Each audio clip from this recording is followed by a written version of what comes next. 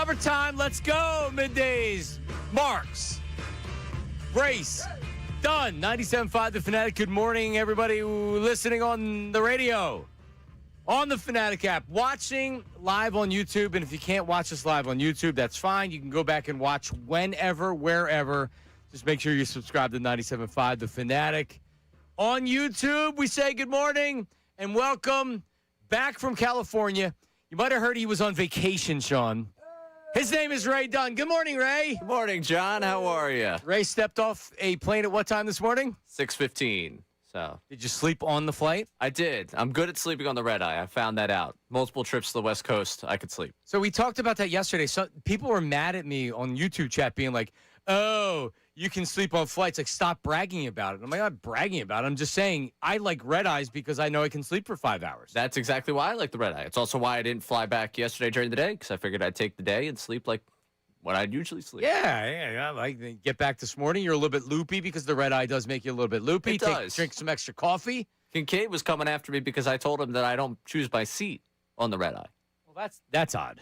I don't want to pay. Yeah, but you can choose your seat without paying. No, you can't. What airline? American. You can. No, I have to pay to choose my seat. Huh?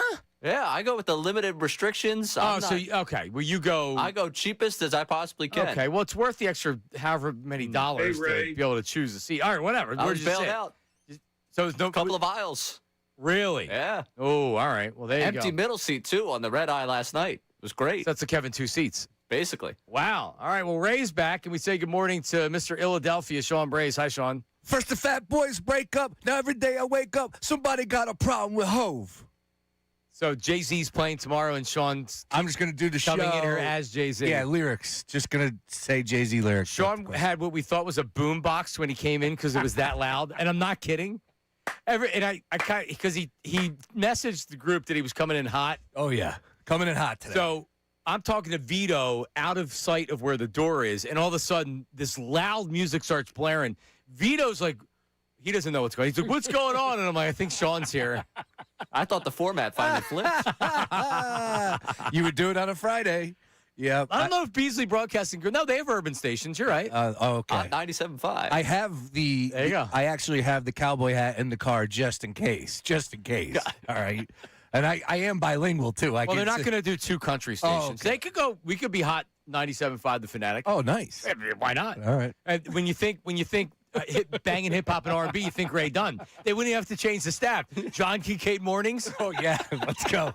Breakfast Club or John Kincade for the urban group. Your thoughts? Talking about the culture. Yes. Kincade on the culture is actually a great name for a show. I mean, listen. That's it. Let's workshop it, Ray. Let's do it. Welcome back, Ray. We've missed you. So, FYI, my one daughter was at CHOP, King of Prussia emergency room till 3 a.m., Good grief. which means I didn't really go to bed till 3 a.m. I was up normal time. I feel for you, man. No, I feel for her. I would much rather do a show like this than do a show on a regular, because I don't know, the filter naturally kind of isn't present when I'm in this kind of a mood. So normally that's good for listeners. Sean. Yeah, it's could be bad for me. Again, though, man, going through it, and there's nothing worse than when your kids are dealing with something like that. Full disclosure, my daughter has had a stomach bug now for 3 straight days. Accidents and everything, right? Like, we don't even know what to do to send her to school today because no one can pick her up if there's an issue. Like I'll have to leave the show if there's an issue to go pick up my daughter. By the way, I'm in the exact same spot right now. Yeah, so we're like, do we send her or does she stay home with Grammy because she might poop herself? All right, so Ray, I had to drive to Broomall to get my daughter yesterday, right after the show. So on Thursdays, they go to my in-laws, so I have to rush and get her because then I have to go from Broomall to Collegeville to pick up the kids because about a little bit after 3:30 is when they're dismissed, and I pick the kids up. So normally I get there like right around pickup time, so I'm later in line, but it doesn't matter, right? So I make it, but my middle girl is sent home with a fever. So now she's at home with a fever. My wife's working, and, Lena's kind of just like on the couch. So it's like, God, now, like, because I have to drive to Marlton, New Jersey from Collegeville, right? So I get home, and as we're waiting in line for the kids to come out, you had talked about my youngest daughter. We think she has like a bladder infection or something. Jeez. She just pees herself in the car. and it like all over. It sounds like someone turned on a fire hydrant. Ooh. So I'm like I go, whoa, whoa! And I run in the back, and I'm like, whoa! So now like I have no towels, no shirts, nothing. But the kids are coming out, so I get them home. It's 10 minutes to 4. I go to Waze, an hour and 50-minute drive to Marlton, New Jersey, Chickies and Pete's. I'm like, whoa! All right. I rush in. I change her. I take the pee clothes and the shoes and the socks, and I rinse them out. And I put them in the washer. I get her changed. I wipe her down. I get new clothes on her. I come outside. I grab a bunch of towels. Now I'm mopping up in my car, grabbing towels. Now it's 4 o'clock. And now I'm in the car for an hour and 50-minute drive to get to Chickies and Pete's by 5:50 for a 6 o'clock show. Get out of here. Which is essentially what happened. I got there about 4:45 because, it's one line of traffic from when you get on 76 until I get to where I am going in Jersey. You were cooked. Yeah, I wouldn't wish the Collegeville to Jersey drive on my worst end. I knew it was going to happen, but it actually wasn't bad because I was listening to Ricky and Bill, and they were cooking yesterday. My timeline was cooking a little bit. I heard Bill mention me. Finally, I got a little play on the big show. You did. How about that? And Ricky was saying that we never call in. Ricky always comes in here, but we never call in their show. And that's fair. But you know why? Well, because we're at home or we're not in the car. The issue is because last week Bill sent twice, and I swear the one time I was like, all right, and I just liked it, and I couldn't do it. I knew I wasn't going to be able to do it. Second time, I'm like, okay, I could do this. Let's do this. Let's go do it. And then I ended up getting stuck doing something stupid, and then I completely forgot. I felt bad. They are right. Like I want to be involved as much as possible. Like John Kincade brings my name up from time to time, which is great. Like, good. This is what we do. They don't have to tell me. You don't have to cushion the blow. Like, hey, I'm going to take your take and bring you up. No, I don't care. Go. I want you to talk about what we're talking about. That means we're talking about something good. Correct. Mike used to do his damn show from 2 to 6 because of us. When he would come in and take what we were talking about for his show, we did our job. Remember he called in at noon the one time? He put like he pulled the water hose out on one topic we had. He went full lawyer at like 2:10. Sorry, boys, don't want to ruin your show. And we were like, all right, Mike. Here's why your topic's BS. Yeah, thanks, Mike. Appreciate it, dude. Piss me off. Yeah, coming up at 2 o'clock, Mike Missinelli, he'll take you through the afternoon. That's it. Yeah. So anyway, so now I'm leaving. I stuck around for a little bit last night. And by the way, shout out everybody at Chickies and Pete's, all the listeners that came out last night. John, Nice. Bill, Todd Fedoric, Jim Jackson. It was awesome. And you know me, I'm hockey casual. Man, Ray, You nerded out. don't let me get hot, man. You nerded Don't out. let me read the headlines. Did you nerd out? No. You didn't nerd out? Well, no, I mean, like, it was the same questions, like the 5 questions I could talk about with the Flyers. Yeah, but John's slowly getting pucked up. Yeah. Well, I'm getting. I'm pucked up. Yeah, like I'm ready. Like I'm paying attention to the Flyers off season. Yeah, it was fun because Jim Jackson's really good. He knows everything. Fedoric is hilarious, and having him in person, we bought Brian Boucher early in the show, so it was a lot of fun. So like we got done at 8:25. I'm now trying to drive home, and now I'm getting like text messages. Things aren't good. Lena has a really, really bad headache. She's got the fever or whatever. So now they're driving down the CHOP. So now I'm meeting them at CHOP at like 9:40. And yeah. But anyway, everybody appears okay. Good. And we made it. I made it to work. Good. And we're rolling on a Friday morning with a lot to talk about. There is a lot. Sean Price. There is a lot. There's Yeah. serious stuff, good stuff, fun stuff. We're not even mentioning the OKC and San Antonio series, and I understand why, but we're looking at a game Going 7. seven. But like the goon stuff where Wemby told him to go hard foul. I want Wemby on my team over anybody in any sport. Wemby he's a different cat. And he's obviously, look, when he is 100%, not even rested, because nobody's rested at this point in time of the season, but there is clearly a difference with Wemby when he has his legs underneath him and he's able to be aggressive from the start. Last night you saw that. The previous game you didn't see it. The games that they lose, you don't get that. He's not good. Yeah, you're right. But, man, he was on a different level last night, and I love what he's doing to the media because he's a great dude. He won the award. The media gave the award for the Superstar That Talks. It's a Magic Johnson Award. He won the award. He don't care about this. All he wants to do is win. No, he's got edge in a good way, right? Like I've said for years, Joel Embiid, I don't like the Joel Embiid stuff. I don't like the clowning and the trolling and all that stuff. I hate it. In fact, I hate it. I think it makes him look like a child. Wemby has edge. I like guys that play with edge. You don't need 10 guys on your team that play with edge. Wemby has edge. Dude, I mean, that elbow he threw in whatever series that was he should have been suspended for that. Yes, he literally sent the goons. He told them he did. to hard foul. I don't have an issue with that, but I don't either. Like, am I wrong? Are we wrong not to have an issue with that? Did anybody get seriously hurt?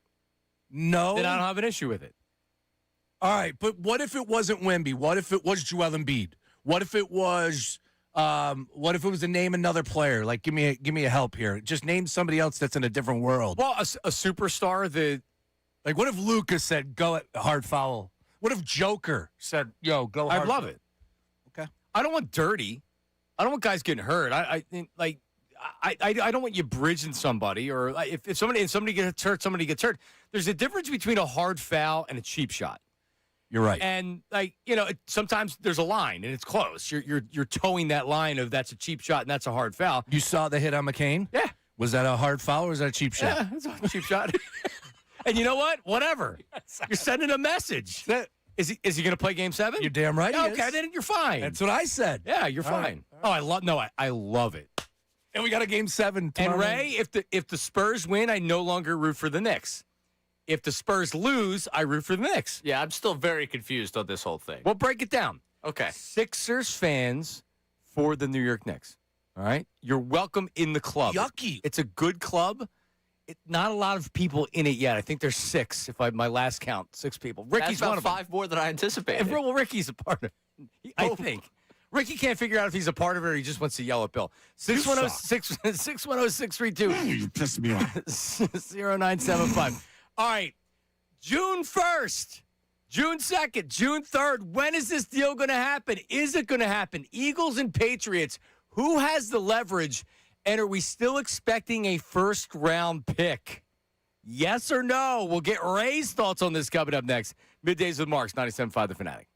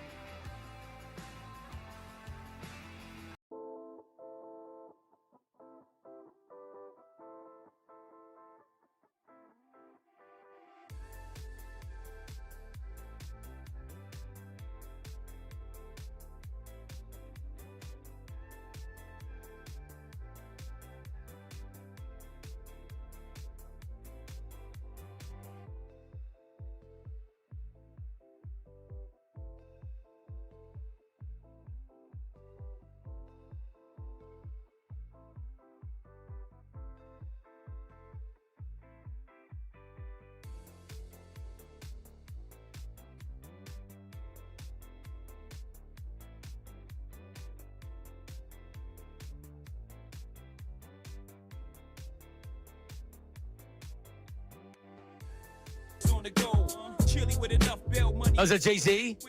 Oh, yeah.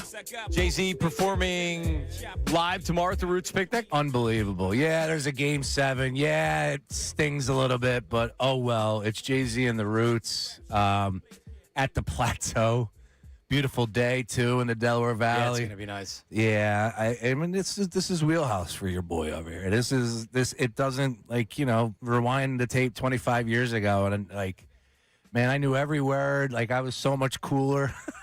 Now I'm just this old man who listens to the Grateful Dead all day. No, now you're an old man that's doing the same thing you were doing 20 years ago. Yeah, but I can't recover like I used to, that's for sure. No. I'm looking forward to it, man. It's going to be a lot of fun, and it's the nostalgia. It kicks in. I hate to say that because these guys are still putting out great music, and Jay-Z will always be Jay-Z, but it is nostalgic for me, man. And who knows what type of special guests they'll roll out there, but it's going to be a lot of fun, and I look forward to it. Yeah, I mean, if you think about Motley Crue and Def Leppard were doing stadiums. Yeah, it's pretty cool. That's all nostalgia. Yeah. That's all the people older than us or our age that want to see the bands that they saw when they were in high school. And yeah, it was at Citizens Bank Park. It was 4 of them. It was Poison, Def Leppard. Yeah, and Motley.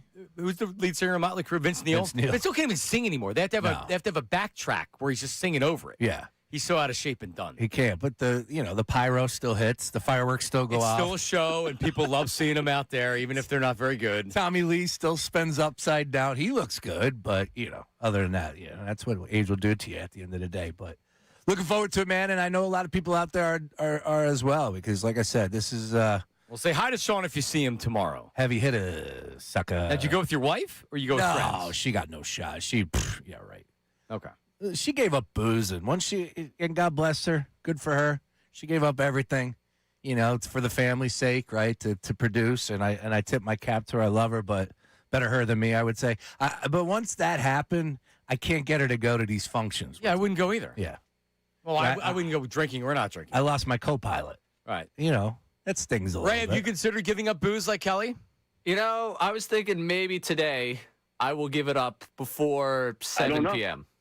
Well, listen, so coming up, we set an over-under for how many drinks you had on your vacation, and we'll get the answer to that, all right? I don't know if I could count all. Tally them up. You're going to have to tally it up. You have to go through each day. It includes airport drinks. Well, there was no airport drink on the way there. There was wasn't. a massive upset. Oh, okay. We were right near the Chickens and Pete's in Terminal C, and I didn't indulge. All right. Well, we'll break it all down. So the big story on 97.5 The Fanatic, what is going to happen with the Eagles? What is going to happen with A.J. Brown? What is going to happen with the New England Patriots? So we actually did it. We did, what day was that, Sean? Wednesday? It was the day before Rap Sheet came out. No, so it's Tuesday. Okay. We did a prediction of when's he getting traded? Where is he getting traded to? What are they getting back? And I had said June 9th. There were a lot of people, including Sean, that said, nope, this is getting done right away. I did. It's going to be on the 2nd. And then Rap Sheet puts it out there. They're like, oh, they're not particularly close. And so I don't know what to believe.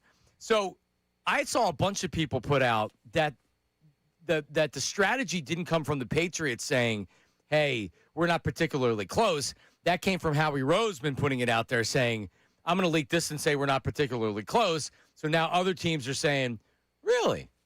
Okay. Maybe hey, yo, Howie, what's going on, man? Maybe the Eagles are now trying to drive and stir this pot as you get into June 1st, which is interesting. But this is clear. It doesn't feel like they're in any rush to try to get a deal done unless the price is met. Right? Yeah, I flip-flopped a few times, Ray, this week. So if you missed, obviously you're out there on the West Coast. I've flip-flopped a few times. I said June 2nd. Now I'm wrong, and now I'm going to Not wrong yet. Yeah, that's true. But it does feel like this isn't going to happen soon, right? It just feels like they're a little off.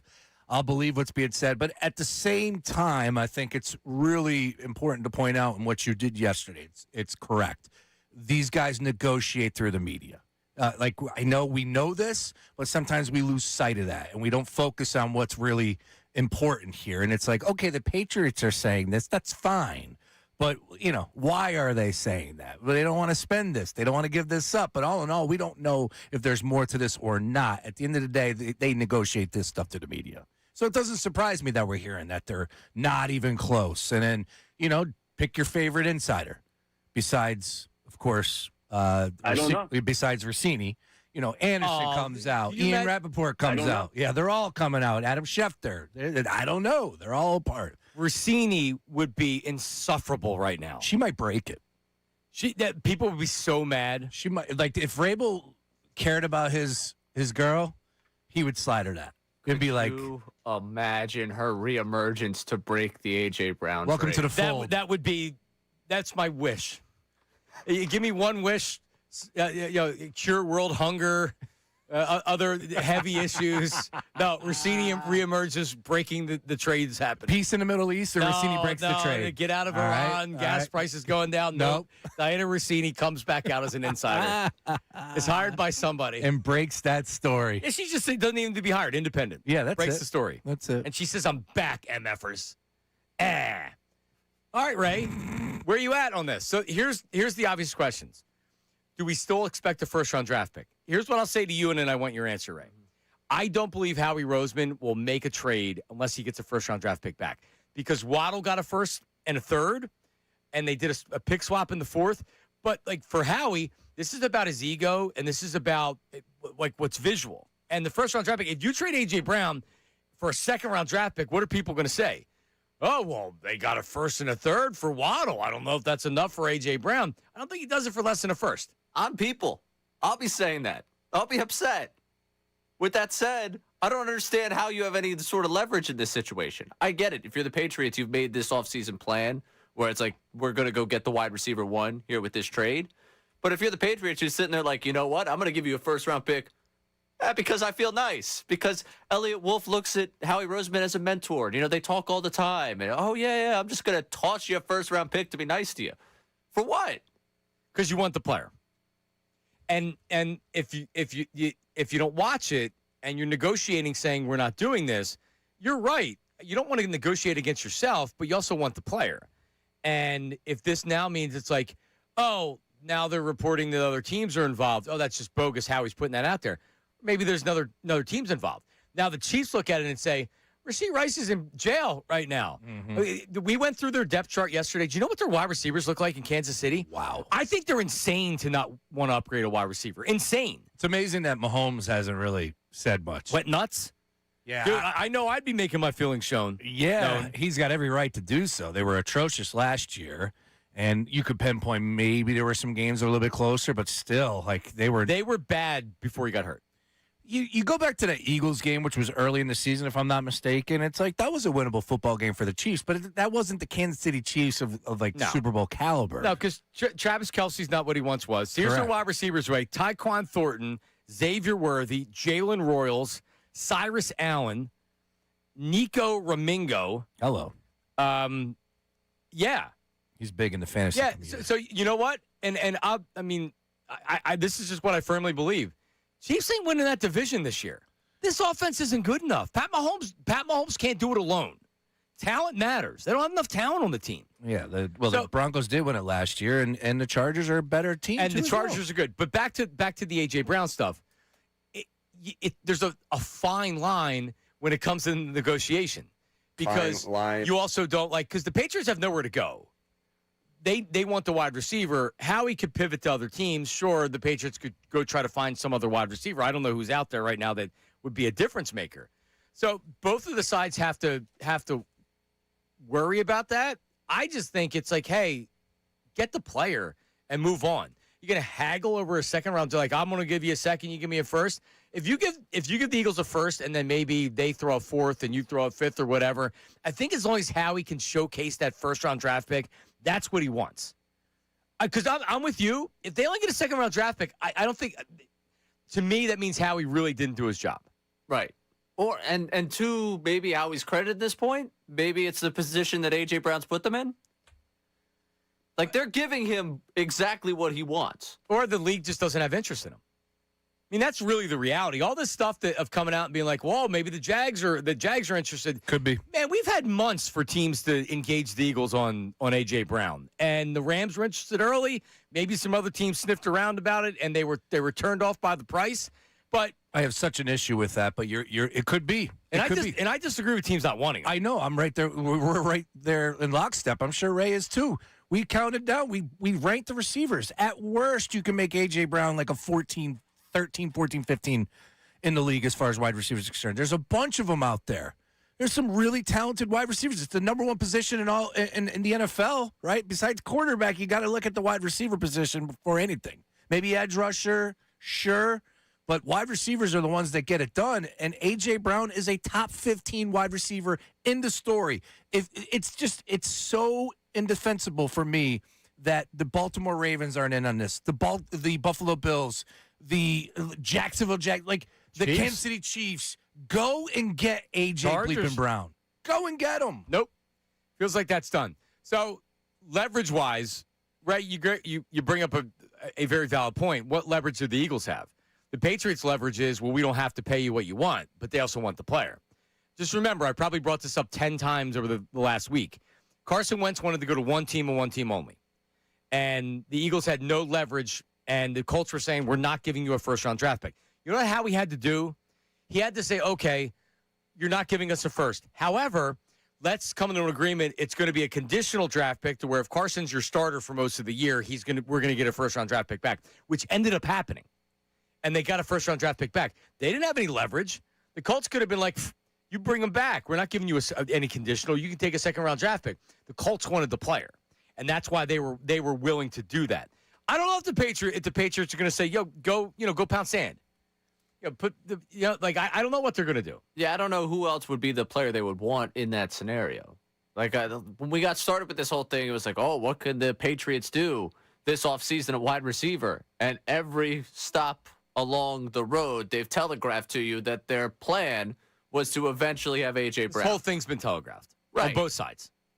So now that we're sitting here and we're not close, are we just putting a little charade together so that nobody has any tampering investigation? Is this where we're at? Possibly. Should I get the tinfoil hat that we said we would go make? Should I get that one out? Is this all just a conspiracy for us to keep talking about it? Because I'm going to be honest with you. At this point, I will be upset if they don't get a first. No. I'm done. I'm over it. Get him out of town. I was the one that was trying to stop all this at this point.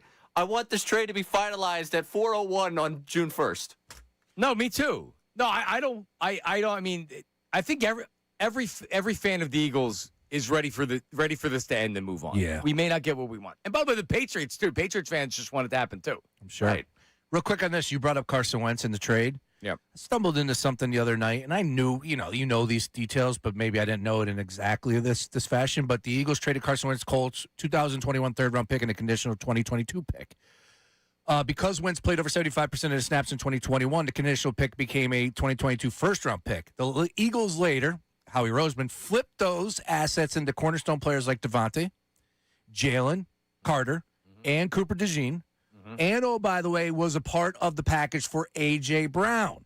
So the point is, and the guy that, forgive me, I don't credit him here on Instagram, but this has been talked about. It's been known. But the A.J. Brown is now a new branch, potentially what they get back. And I just thought that was really cool from the Howie Roseman perspective of he knows what to do with him, man. Oh, man, he really does. Really does. All right, so the Davis Honda text line, 610-632-0975. The Davis Honda text line with the voice memos, 610-632-0975. And, of course, that's the same number for the phone line, 610-632-0975. We have Sal Pal talking about. So it's Sal Pal. Is this breaking news? Are we getting fresh breaking news? Oh, these two guys might want to move on from one another. Here's Sal Pal talking about A.J. and Jalen. I think at this point, both of these players, both of them have moved on and are ready to move in the next chapter. They made beautiful music together. They won a Super Bowl. They both made a lot of money together. They had a great friendship for a long period of time. But I think A.J. Brown clearly wants to move on. I think there was a time when the Eagles were trying to convince him to stay because he's really been the driver of this more than anybody else. He's the one that wants it to be traded early on. And I think he's reached the point where he's ready to move on. And Jalen Hurts, if you heard him yesterday talking about his new offensive coordinator, Sean Mannion, he's ready to move on as well. There it is. I just love the fact that guys and hey, man, credit to people like Sal Pal and the Jody Max and the older generation now doing the Zooms. Doing the Zooms. Sal Pal goes on VSiN with Mitch and Paulie. Do you even know who those two are, Mitch and Nope. Paulie? No. These guys have been doing the show forever. Great. It's a good show. It's a good show in the sports gambling world. If you like sports gambling conversation, they're perfect. Sal Pell's been going on with them for like the last 2 years via Zoom. I'm like, look at Sal. All right. But then I just had to crack up that his emails were going off, the notifications. Did you hear I that? thought that was our notification. No, No. that's- I went to go re-record that That's one. Sal. That was definitely. Love it. They make beautiful music. Good for They them. had made beautiful music. Yeah. All right, so what's your prediction? And Ray, your prediction now is knowing that there's reporting that they're not particularly close on a deal, or at least that's what's being leaked. June 4th, and it's a first. June 4th and a first. They All right. stare down for a little while, but this thing gets done. We gotta. Let's all grow up here. All right. Yeah, that's fine and good, but let's go down the other end because I flipped John's brain with this yesterday. If this doesn't get done, Ray, where do you think this could potentially lead? Like, give me the bottom floor. Give me the basement when this gets you think this could get ugly? Oh, of course this could get ugly. I think so, too. Yeah. But like, so Sean was saying sit-ups in the driveway, ugly. Oh, I don't know. Sit-ups in the driveway is kind of all time. That's about as low as you can go. That's hell. I don't Yeah, think but- we're getting to hell. No, but AJ's also like, AJ still doesn't complain publicly about anything. Right. He's very calculated. So for AJ to come out and start burning the Jeff down, to me would probably not happen. But I mean, I just you can't bring him back. No. That's the problem. And again, Ray talks about leverage. The Patriots know you can't bring him back, but you can talk another team into now getting back involved in the A.J. Brown, and then you might end up costing you more. Things are so bad. Jalen Hurts turned into a comedian. Jalen Hurts showed He did good work. personality He at did. at He a did. press conference. That's where we're at right now. I understand that's not hell, but honestly, the fact that I came back here and we're still talking, oh, now they're not even close, feels a little bit like hell. Yeah, Get me for out sure. of this. Yeah, I'm ready to move on, for sure. All right. Well, I mean, if there's anybody in the city that I trust to navigate this, it's Howie. Yeah. He never seems particularly worried about any of these things. And I'll bet you he's saying right now, the Patriots want to play hardball? Okay. I'll make them give me more. You know? Like, look at how he's been able to maneuver around the draft to get Coop. Yeah. Man, and you wouldn't think that those are things, but when you have relationships in the NFL and everybody knows Howie, even though I think an outsider would think, well, who wants to do business with Howie? Howie's not trying to hit you over the head and take everything from you. He's trying to get what he wants, but also at least, listen, you want this. I'm trying to help you out, too. You're going to help us out. You're damn right. This is a fair deal. A first-round pick is extremely fair, and especially with the fact that we weren't trying to listen to me. They weren't trying to get this year's first-round pick, right? And I get it. They went to the Super Bowl, whatever it is, but and you're comfortable with saying even 2028 first-round pick. So I think Howie is playing the game. But at the end of the day, Howie's not going to sign off on trading A.J. Brown for a bleeping second-round pick. It's not going to happen. He's getting a first-round pick. Yep. I'd be shocked, absolutely shocked and gutted if he doesn't get a first-round pick in return. I don't know if I'd be gutted. I don't think he does it because it makes him look bad. Does. Jalen Waddle, first and a third, and you only get a second for A.J. Brown? I don't know. I mean, like, as much as people want to be like, hey, he's not worth a first-round draft pick, do people really believe he's not worth a first-round draft pick? Eagles fans say that? No, I the, was gonna say, yeah. Patriots fans Yeah, or that's other fine. people are like, but the knee, and look what he did last year. Man, you put him up in New England, he will have a season. That's all that matters. All right. Top 15 wide receiver, bar none. I would say top 11, 12, but you can't go any lower than 15. No? Nope. All right. All right, Ray, anything else on this? We didn't get any of your takes from the Eagles for the entire week. Well, I mean, just Jalen Hurts apparently freed from all of the stress of A.J. Brown is now going to have intriguing pressers. I'm kind of all in on this. Yeah, don't get used to that. He showed some personality. He smiled. Do you believe there's life after A.J. Brown? Because he's found it. Oh, I do. There's life after A.J. People were, because I am the Jalen guy from the show. You are? And I got in your bio. I got 2 DMs about him using, what was the word he used about marriage? Covenants? Covenants. Now, it's not a word that I've ever used. No? And people were upset. Like, see, you could tell what I got 2 messages where similar wording, from two different people. You could tell why people don't like him inside that locker room. Who the hell uses that word to talk about marriage?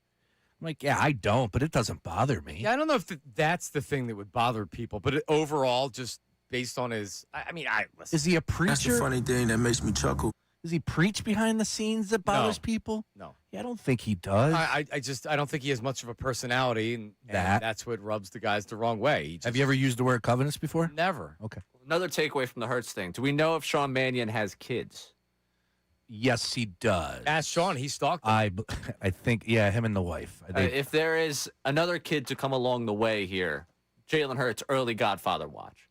Oh, yeah, he's got 2 kids, 2 daughters, and beautiful names. You ready for this? Sawyer and Lennon. Wow. That's a pretty cool name, Lennon. Sawyer, Sawyer. Like Tom. I was going I mean, Diane, but yeah. Well, that's a good one, too. Your top 5 Sawyers. But it's spelled the same way. I didn't know if they were going to do it in some new age, funky way to spell it. And what about Lennon? Like John. You have a second Lennon? I don't.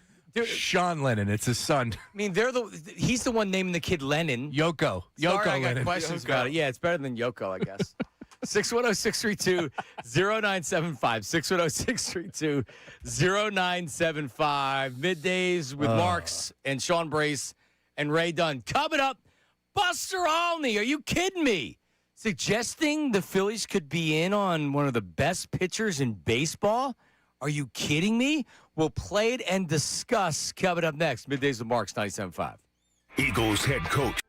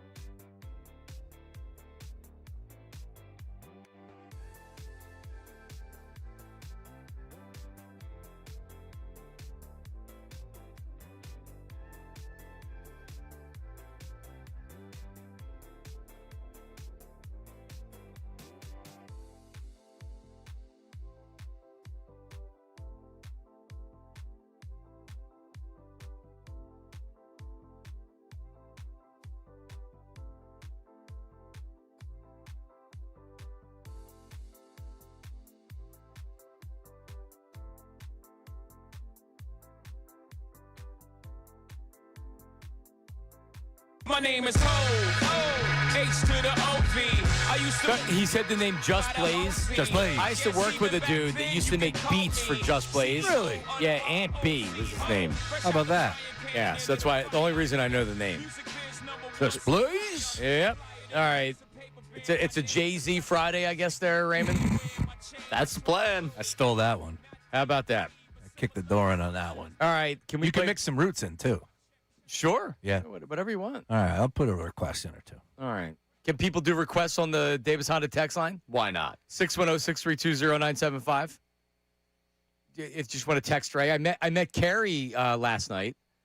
Very nice. The massage therapist. Really? I did. She came out. Oh, she was awesome. We had a great conversation. Get out of Yep. here. Yeah, she's a fan of Ray. She's a good listener. She's a great listener. Yeah. Yeah, Yeah, it's great she's listener. involved. Fan Yeah. of the brand. Yep. She was like, don't be so hard on Ray. Leave Ray alone. Ray, leave Ray alone. Ray. We'll talk. Hey, Ray. We'll talk about it coming up. We'll break it down coming up. In unison. In I like unison. that. There you go. Right there. So can we play the Buster Olney cut? So stupid. Tarek Skubal, who's going to be a free agent in the fall, would bring back a ton of value. And if he is traded, pay attention to some of the usual suspects, teams like the Dodgers, like the Phillies. I think the San Diego Padres will be an interesting team to watch. Yeah. All right. So I mean, I feel like I don't even need to explain why that he sounds so stupid saying that. He says the team like the Phillies. Now, does he mean the Phillies, or does he mean a team like the Phillies, a team that has high payroll? Because if he's saying a team like the Phillies, sure, there may be a team like the Phillies that has high payroll that might want one of the best pitchers in baseball. Or is he saying the Phillies will be interested or might be interested? Because, and by the way, like, this isn't hard information that he's saying he believes the Phillies are interested. Sure. He's saying he's more or less speculating a team like the Phillies could be interested. It could be interested. The Phillies acquiring Skubal in a trade before the trade deadline or whenever, there is a 0% chance that is happening. Oh, no. And another thing, it's dumb for so many different reasons. And I'm not trying to rip Buster Olney. He sounds dumb saying this. He really does. Like, what don't you understand why they wouldn't do it? Where do I need to start with it? The fact that they already have a rotation full of pitchers? The fact that they're already at the luxury tax line and you'd have to take on a bunch of salary that would put you over the tax? The fact that you would have to give up big prospects to get them? You think you're getting them for a couple of B-level prospects? You'd have to empty out your top prospects to get them on a rental. Oh, but we'll resign him after he's a free agent. You're going to give $500 million to a starting pitcher on top of Zach Wheeler, Christopher Sanchez. Oh, well, we'll trade Aaron Nola. Good freaking luck. Why don't you trade Joel Embiid? You have a better chance of trading Joel Embiid than Aaron Nola on that contract. So you don't have a spot for him in the rotation. You don't have payroll to pay for him. You don't have prospects that you're going to give up for a rental. Oh, and by the way, the pitching's been fine the last couple of years in the playoffs. Your freaking lineup sucks in the playoffs. But you're going to trade everything in your cupboard to get a starting pitcher? It's so epically dumb. And the reason I get mad about it is now I'm going to have to see on social media, people are going to be like, oh, well, the Phillies are interested in Skubal. No, they're not. Buster Olney said something stupid on wherever he said that. Like, stop. They're Wait. not getting Skubal. Are you mad right now? Yes. Oh, okay. Yes, because this is what I'm going to get. I'm telling you, I will get messages, Yeah. DMs. I sent it to you. Right? No, I know. You sent it, and it's so epically dumb. And not only saying you thought that it's viable, Well- but people are now going to take this, and they're going to say, oh, well, Buster Olney said the Phillies are interested in Skubal. No, they're not. Use your head. But could you imagine that No. that rotation? Sure, Ray. Yeah, let's do that. Hey, Ray, who's getting the ball in game one? All right. Sanchez. So you go Sanchez over Skubal? Oh, come on. Right now, recency bias, man. Yes. I mean, I don't want to trade for a third starter. I mean, who really needs a third starter with this rotation? And here's the other thing that you get. Now I'm going to get, well, trade Nola, trade Painter. Yes. Give him, who's another high payroll guy that nobody wants on the Philly? Castellanos, who was here. Trade Castellanos to him. So let's give him everything that we don't want, including Nola. Oh, we'll give him Painter, too. And that's how we'll get Skubal. Aaron Nola's not getting traded for Skubal. Aaron Nola's not getting traded for anybody unless you're picking up the rest of his contract. All right? I don't know. So just putting this out there is so annoying because I'm just telling you, get ready for this, and everybody's going to want them. Well, it's funny how that, Philadelphia would get blamed for putting this stuff out there when nobody even thought twice about the Phillies even making a move for Skubal. At the end of the day, they don't need another pitcher. If there's a move, it's for a bat. I think anybody with eyes would be able to tell you that. Nobody would even think about trading for Skubal. But here, Buster Olney comes from the top rope. The Phillies could be involved. All right, thanks, Bust. And he probably, he probably doesn't deserve me calling him stupid, but it was a dumb comment. There you go. To say. That's nothing wrong with that. It was. And he's where was this from? PTI. Yes. So he's on PTI. Even worse. So Even worse. He's just talking about Skubal. So then what do? You say, okay, well, who are the big markets that would be able to, even though the Phillies can absorb his salary? Chicago Cubs. Who would the big market be? Right. Yankees. Yeah. Mets. Yes. Dodgers. Yes. Phillies, the teams that spend money. But the Phillies, they don't have they don't have the money, and they don't have the need. So I'm just gonna chalk it up as he was just talking, and it's like with the Eagles. Whenever there's an available player, it'll be like, oh well, Howie Roseman and the Eagles are already interested because they're always out there making moves. And that's another one. The dimwit from whatever the morning show is that they do on ESPN Radio. I don't know who it is. Chris Canty. No, the other one. Oh, the host. He goes on and he says that are the Eagles. Are they going to trade A.J. Brown and use that draft pick to get Myles Garrett? Something we talked about months ago. Before they just made a major trade and re-signed a defensive end for a lot of money. Mm-hmm. Yeah, ESPN Cleveland had that one too. Right? Yeah, exactly. Evan Cohen. Evan Cohen. So Evan Cohen's like, could they be doing that? No, they can't be doing that. That's not what they're doing. They're not trading A.J. Brown so they can get 5 first-round draft picks to trade for Myles Garrett. I'm sure Howie would have liked to trade for Myles Garrett at one point, but with Goddard here, they're not doing it. So no, you're getting a lot of dumb takes out there in the media. All right, not from me, not from this show. I'll tell you that. Damn right. June starts on Monday, man. Get ready. This is the season. We got 2 months of them. Seriously, if you were looking at needs based on what this team needs, Phillies, what do they need? Skubal, if he could hit right-handed bat. Yeah, right-handed bat. Outfielder. That's how we work it. Yeah, Yep. they have Amundo Sosa playing left field now, 2 games in a row. That's how bad they are. I watched it. It's a hot team, though. Ooh. See, Mike on the line, John, has it. Mike, hang on a second. Now we're talking. He's got our answer. If he wanted to play here. Mike, hang on. 610-632-0975. Oh, actually, no. The Joy of Sports is coming up next. Russ Joy, Crossing Broad, Snow the goalie. He talks it all. The Russ Joy Show. The Joy of Sports with Russ Joy is coming up next. Mike and Malvern, hang tight. We'll grab you as well. Middays with Marks, 97.5. Now on 97.5, The Fanatic Sports Update. Hey, Jay Watch. I'm Ray Dunn with this Fanatic Sports Update, and it's brought to you by Aleve. Whatever the forecast, aches and pains can cloud up a perfect day. With just one pill, Aleve provides up to 12 hours of pain relief, so you're ready for sunny skies ahead. Use as directed. June 1st is Monday. A.J. Brown watch is in its 4th month at this point, and June 1st is the date we've all been told. Once that comes by, maybe we'll get some movement, but not so fast, according to Ian Rappaport, as he's saying Patriots, Eagles, not particularly close right now. Not being willing to give up a first-round pick as of right now, that means they're not particularly close, and yeah, there's a chance this could drag on for the foreseeable future. We'll see if it drags on between the Eagles and the Patriots as June 1st is Monday. Phillies open up a 3-game set in L.A. tonight. First trip to L.A. since the Dodgers beat them in the postseason. Zach Wheeler gets the start in Major League Baseball news. The MLBPA exchange proposals ahead of CBA negotiations over this offseason. Major League Baseball pros scout salary cap of $245 million. And in NBA news, the Spurs evened up the Western Conference Finals at 3 games apiece. They're going to a Game 7. This update's also brought to you by True Green. True Green, stop doing it yourself and get a golf course quality lawn the easy way. The official lawn care treatment provider of the PGA Tour. Sign up today at TrueGreen.com. I'm Ray Dunn on your home for the Sixers, Flyers, and the Union. 97.5 The Fanatic and the Fanatic app.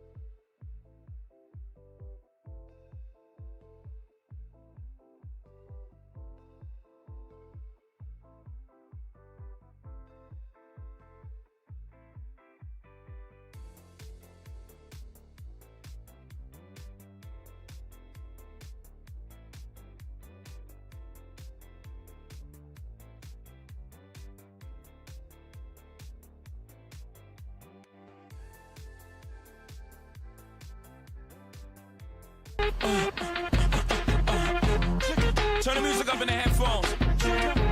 I remember way back in the day, I made an instrumental from this.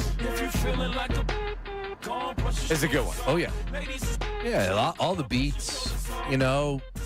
It just was a different time for, like, music, obviously, in our lives, right? But we could connect a little bit more. But I feel, here's an old man take.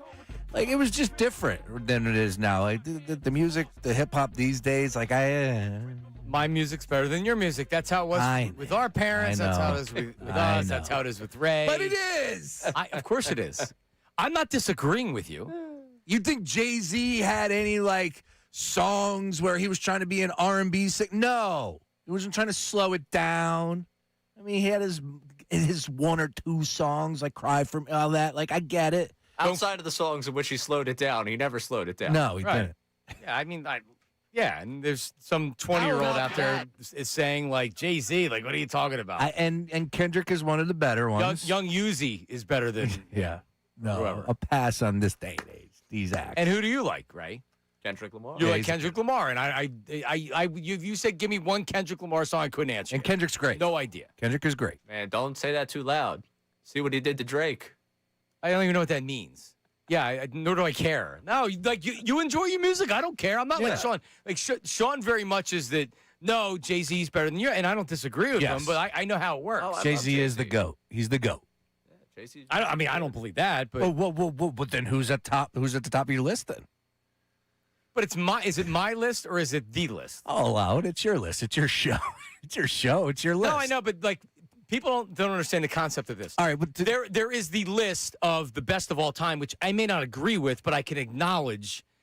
Like I'm not a Beatles fan. Okay. The Beatles are the biggest musical act ever. the Beatles are the Beatles. All right, like Taylor Swift may be second now, right? I'm not going to listen to that, but I can acknowledge the greatness of them. Yeah. But it's my personal list or it's the actual GOAT list. Well, my personal list is Public Enemy, Chuck D. Great. Chuck D's the best MC rapper of all time. I love it.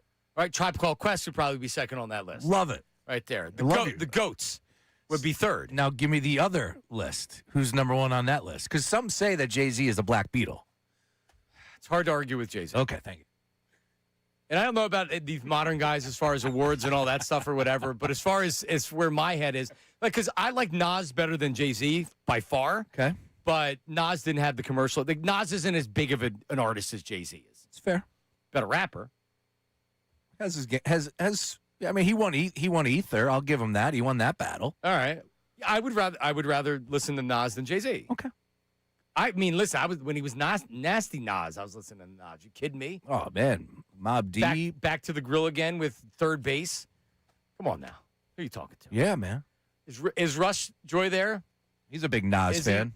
So the Joy of Sports with Rush Joy, the Rush Joy Show, Snow the Goalie podcast, but don't limit him to just hockey because he has annoying opinions on all the sports, and he joins us right now. What's up, Russ? Hello, gentlemen.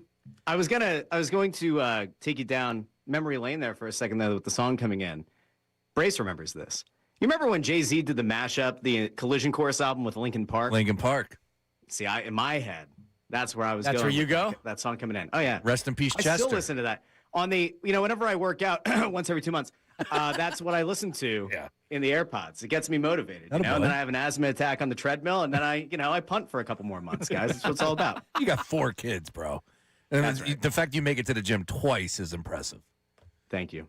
Good Tell job. my wife that. There you go. There you go. All right. Well, first of all, I want to thank you because Aaron Nola had a very nice start last time out, and I would say you were not that you were wrong, but you were on the attack because it's like, all right, what are we going to talk about? You joined us last week, and you're like, Nola, you had the talons, and you sharpened up the knives for Nola last week. And you know what? I'm not expecting Aaron Nola 3.5 ERA, but I can get Aaron Nola with a 5 ERA, and I can be happy about that. Can you? Well, I'd like to thank Aaron Nola for having a respectable start. That means that for the month of May, he has now lowered his ERA to 5.33, which is down from 6.15 in April. So, a roaring round of applause for Aaron Nola, the $25 million man. Hey, by the way, did you guys know he's given up 10 home runs this year? Do you know how many the Phillies have given up as a team? 9. Wow. I don't know. Oh, what? So Nola's given up 10 home runs this year. The Phillies as a team, a collective pitching staff, have given up 52. And for those who are not math, savants, that's almost 20% of the home runs allowed by Phillies pitching this season by Aaron Nola. Aaron, good job. But we know that. You're not breaking any news to us, Rush Joy. We know that. Still hurts to hear. I'm telling you, I said this to you last week. If he can go 5 innings and give up 4 runs, I have to be okay with that. That's what he is. I can't worry about the contract. You're not getting that Aaron Nola back. 6 innings. You are lowering the standard. Don't lower the standard. Don't lower your expectations. Stop that. But then he came out and he had a good start. He was good. Yeah. He went 6 innings, and he was much better. Now he may have a next start. He may go 4 2/3 and give up 6 runs. But this is what it is. If this is the Phillies' biggest problem, I'm not worried about it because their biggest problem is their friggin' offense and the fact they have to put Mundo Sosa in left field. I mean, I was getting a kick out of the only clip that you guys played a little bit ago. Oh, teams like the Phillies might be interested. Yeah, okay, cool. So thank you to Buster Olney for doing a front office's bidding. Thank you for doing a little bit of an agent's bidding. He's a free agent in the fall. Cool. Thank you so much, Buster Olney. That was about the most useless tidbit you could have given people. And yes, it does create fodder. And yes, it does get clicks. And yes, it does get listens and engagement. And that's all great. But it's a total garbage take because, yes, the thing that nobody right now is panicked about Phillies pitching, right? I mean, Andrew Painter, you can maybe have a couple of questions about. Aaron Nola, you can have questions about. But when it gets to the postseason, that's not what you're afraid of. It's the lineup vomiting all over itself as it's done postseason after postseason after postseason. And hey, somebody remind me, while I've been calling Dave Dombrowski, Timu.com, Mr. Rogers, we have a good club. Can somebody point out to me, how's Adolis Garcia doing? How's that worked out? Is that He's big Dumbo move there? That was great. It worked out really well, huh? Wait, hang on. All right, I'm not saying I'm right or anything like this, but was it a dumb move? I get it. The bat stinks. Pretty good in the outfield, though, right? And how bad of a move was it when we're getting that type of play out there? Bad move. All right. Well, then who else was available that would have produced in a different manner? Well, I mean, there's that Kyle Tucker guy who you theoretically. This comes down to. But listen, this comes down to the ultimate question, which we still don't have an answer to, and I don't think we're going to get for a long time. Did John Middleton kind of tighten up the purse strings a little bit, with the exception of potentially going after Bo Bichette? Are you fully invested right now as an ownership, right? If you're John Middleton, the ROI on a lot of the players that you brought in, like the Trey Turner, and you go, I'm not sure that was a. That's the bigger problem. Not feeling great about it. Yeah. So you have to wonder, at some point, does Middleton just look at it and say, the return has been so mediocre at best on a bunch of these guys that you brought in over the last few years, and that maybe is why he doesn't particularly want to give Dombrowski the ability to splash a $40 million a year offer, something goofy like the Dodgers do. My big question, guys, why has nobody done what the Dodgers are doing with deferred money? Everybody hates what the Dodgers are doing. It's going to lead to this lockout. But, why is no one else getting creative with it? Well, not a single team. Good question. Let me ask you this. At the end of the day, the Dodgers play in L.A., championship franchise, the players are signing off on that as well, right? If the Phillies were hey, we'll back pay you this. But they're taking it, though, which is interesting. Because it's L.A. and they play for championships. No, but don't overrate the championship stuff. We're talking about money. And sure, all else being equal, you want to win championships. You're right. Los Angeles is a great place to live and great place to play and everything else. It's a good call. It is interesting that they're willing to defer that money. All right, so Russ, let's pivot because I don't know if I was to the Eagles and AJ. I don't know if I was surprised more than just I was waiting to get kind of the first salvo into where we were going with this trade situation. And it seems like from the first Rappaport report, which is, oh, yeah, they're not particularly close. And in other words, hey, come bring your offers. Let's see what you got out there. So I'm still expecting A.J. Brown to be a Patriot. I would be really surprised if he wasn't a Patriot. I'd be shocked if he wasn't a Patriot. I'm just saying it may take a little bit more time than I think we initially thought. Would you agree? Well, somebody should check in with Diana Rossini and ask her what she thinks. I wish we could get that. I don't know. I mean, so I think it's kind of simple, right? If you're Howie Roseman, and I was listening to what you guys are saying, and it's tough because on one hand, it feels like the Eagles could potentially be leveraged against by the Patriots, right, if there's no market. But one thing that we do know that has been reported is that the Rams were apparently in on this before the draft. And I'd have to imagine that the Rams would still have some level of interest. Now, I think you're an absolute madman if you are Howie Roseman and you decide that you want to trade A.J. Brown within the conference, like I certainly wouldn't do that under any circumstances. But like, if you're Howie, you've got to try to do something to get a market going. Again, this is a national person. This is a national quote unquote insider that's doing the bidding of a front office. Yep. This very much feels like Rappaport is running some kind of cover for Howie to try to get, like you said, to get those offers in through the door. I think ultimately AJ probably does go for a first, but like, this whole thing has just been infuriating, right? It's a divorce that has been in the works for so long, and we just need some kind of resolution to it. It can't go into July or into camp. I don't see him pulling a TO and doing the sit-ups, but like, he's yet to dump fuel on the fire. He's had those passive-aggressive, Instagram posts. He does have the ability, if he really wanted to. AJ could blow the entire situation up. But then at that point, if you're Howie Roseman, do you then feel like you have to or want to send him to a place that he might be open to go? But I don't, based on everything, I mean, you think about it. No one's saying anything bad about him. If you talk to people, the insiders that say this is what they're saying behind the scenes, universally loved by teammates, universally loved by the front office, the owner, the coaching staff, nobody's got a bad word to say about him. So for him to go from obviously a personality like that to I'm going to scorch the earth and I'm going to go nuts because they won't trade me, he's got to understand. Howie's got to be having conversations with an agent saying, like, hey, listen, we're trying to accommodate you. Hey, you call the Patriots and tell them to give a first-round draft pick, right? This is where AJ's agent almost needs to kind of broker some peace here to try to get this done because he can't come back here. You can't bring him into a wide receiver room with Devontae, with a first-round draft pick, with Wicks, who they acquired, with some other guys that are in there, and with Jalen Hurts as the quarterback. So it is weird because, like, it seems like the Eagles don't have a lot of leverage in this situation. But if the Patriots really want A.J. Brown, that's the Eagles' leverage. They have the player they want. Well, there's the fantasy way to look at this, and I tend to agree with you. The only other thing that you could potentially do is you tell A.J., look, keep doing this the way that you've been doing it. If you don't come to camp, you don't come to camp. If you don't come to optional camps, we excuse you. Well, like, it's fine. And you just kind of hold out because, like, here's the thing that nobody ever really talks about because you don't want to talk about injuries because you're not wishing injuries on anybody, right? Mm-hmm. But injuries are going to happen with other teams. Yep. And when that happens, then all of a sudden you have leverage again. So if I'm Howie Roseman, like, I'm not looking to move A.J. Brown for a second-round pick just for the sake of, like, ending the saga. No, like, I'm willing, and again, this is where you do have to communicate with the agent and with the player. We will move you. But it might not be until closer to the start of the season. We're going to wait for somebody to blow out an ACL. We're going to wait for somebody to suffer an injury in the preseason. And then guess what? You are the most coveted asset out there. And you're going to go to probably a contending team. That's what you do. Preach.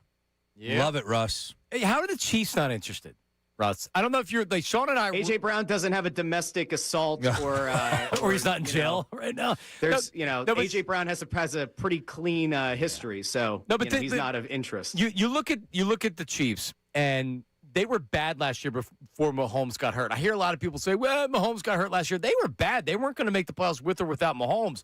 You look at their wide receivers. Rasheed Rice is in jail. Xavier Worthy's been a bust in the second round.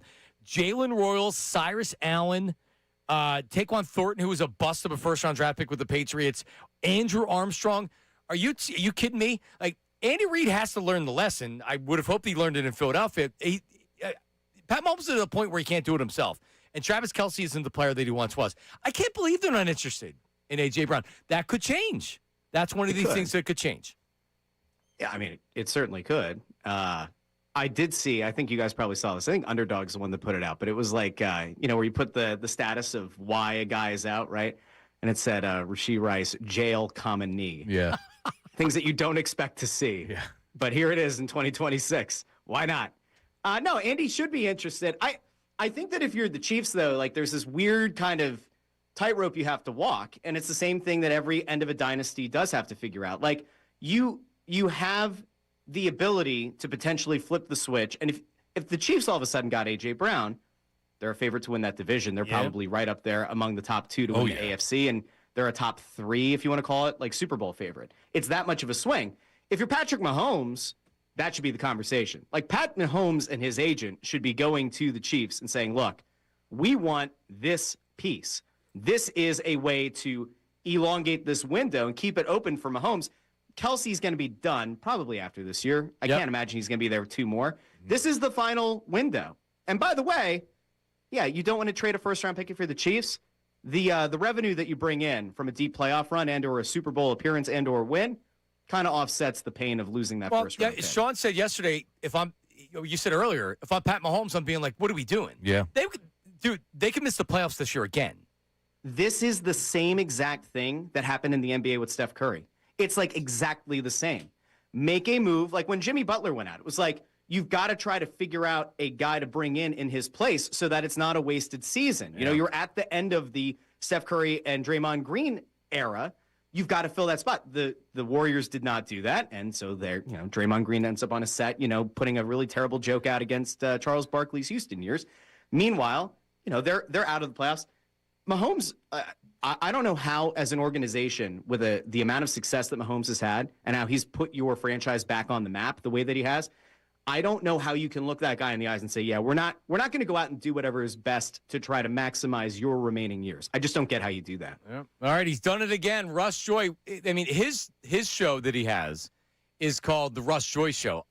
Ray, I feel like the joy of sports. We named the show that it should have been, right? Yeah. Probably. Well, it's fine I think it's great for the segment, and we need a jingle. We need like I don't want to go a harp sound because I think that's cliche. Violins. Something that brings like what did you say? The joy of It's the joy of sports. the joy of with Russ Joy. Ring? Yep. Yeah. To lead us in. Yeah, I got to In workshop a world this. where one man brings joy to the sports Wow, that's landscape. Yeah. He does it all. He also has someone told me he's for an under 40 guy. He has a top 5 mustache. Wow, thank you. A good mustache. Good, right? It's a Jim Jackson early in his career mustache. You make it work, Russ. Nice work. I appreciate it. Stop. You're just saying that because it's true. All right, dude. Have a good weekend. We'll talk to you. Thanks, guys. There he is, Russ And then we Joy. play the jingle on the Right. way out. We got to workshop it. It's in my head. He brought up a few things. Great stuff there. Real quick.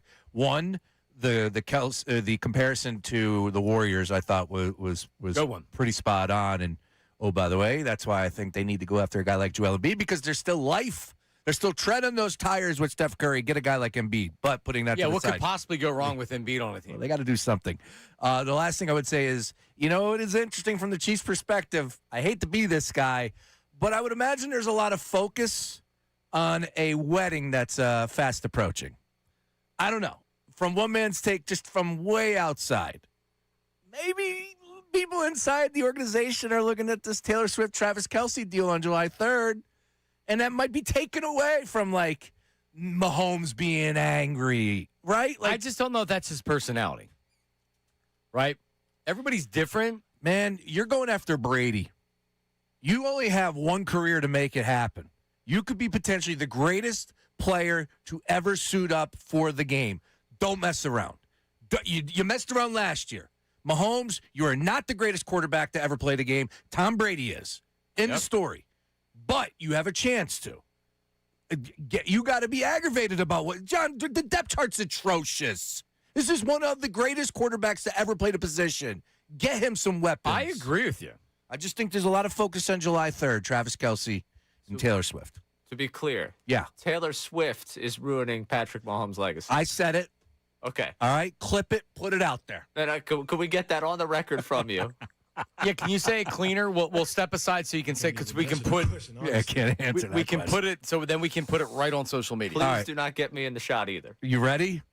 I think that the reason why Patrick Mahomes isn't out there being vocal about the disgrace of the depth chart that is for the Kansas City Chiefs and they're not being aggressive going after a guy like A.J. Brown is because Mahomes and the Kansas City Chiefs as a whole are focused on July 3rd, the Travis Kelce and Taylor Swift wedding. I said it. Yeah, I believe it.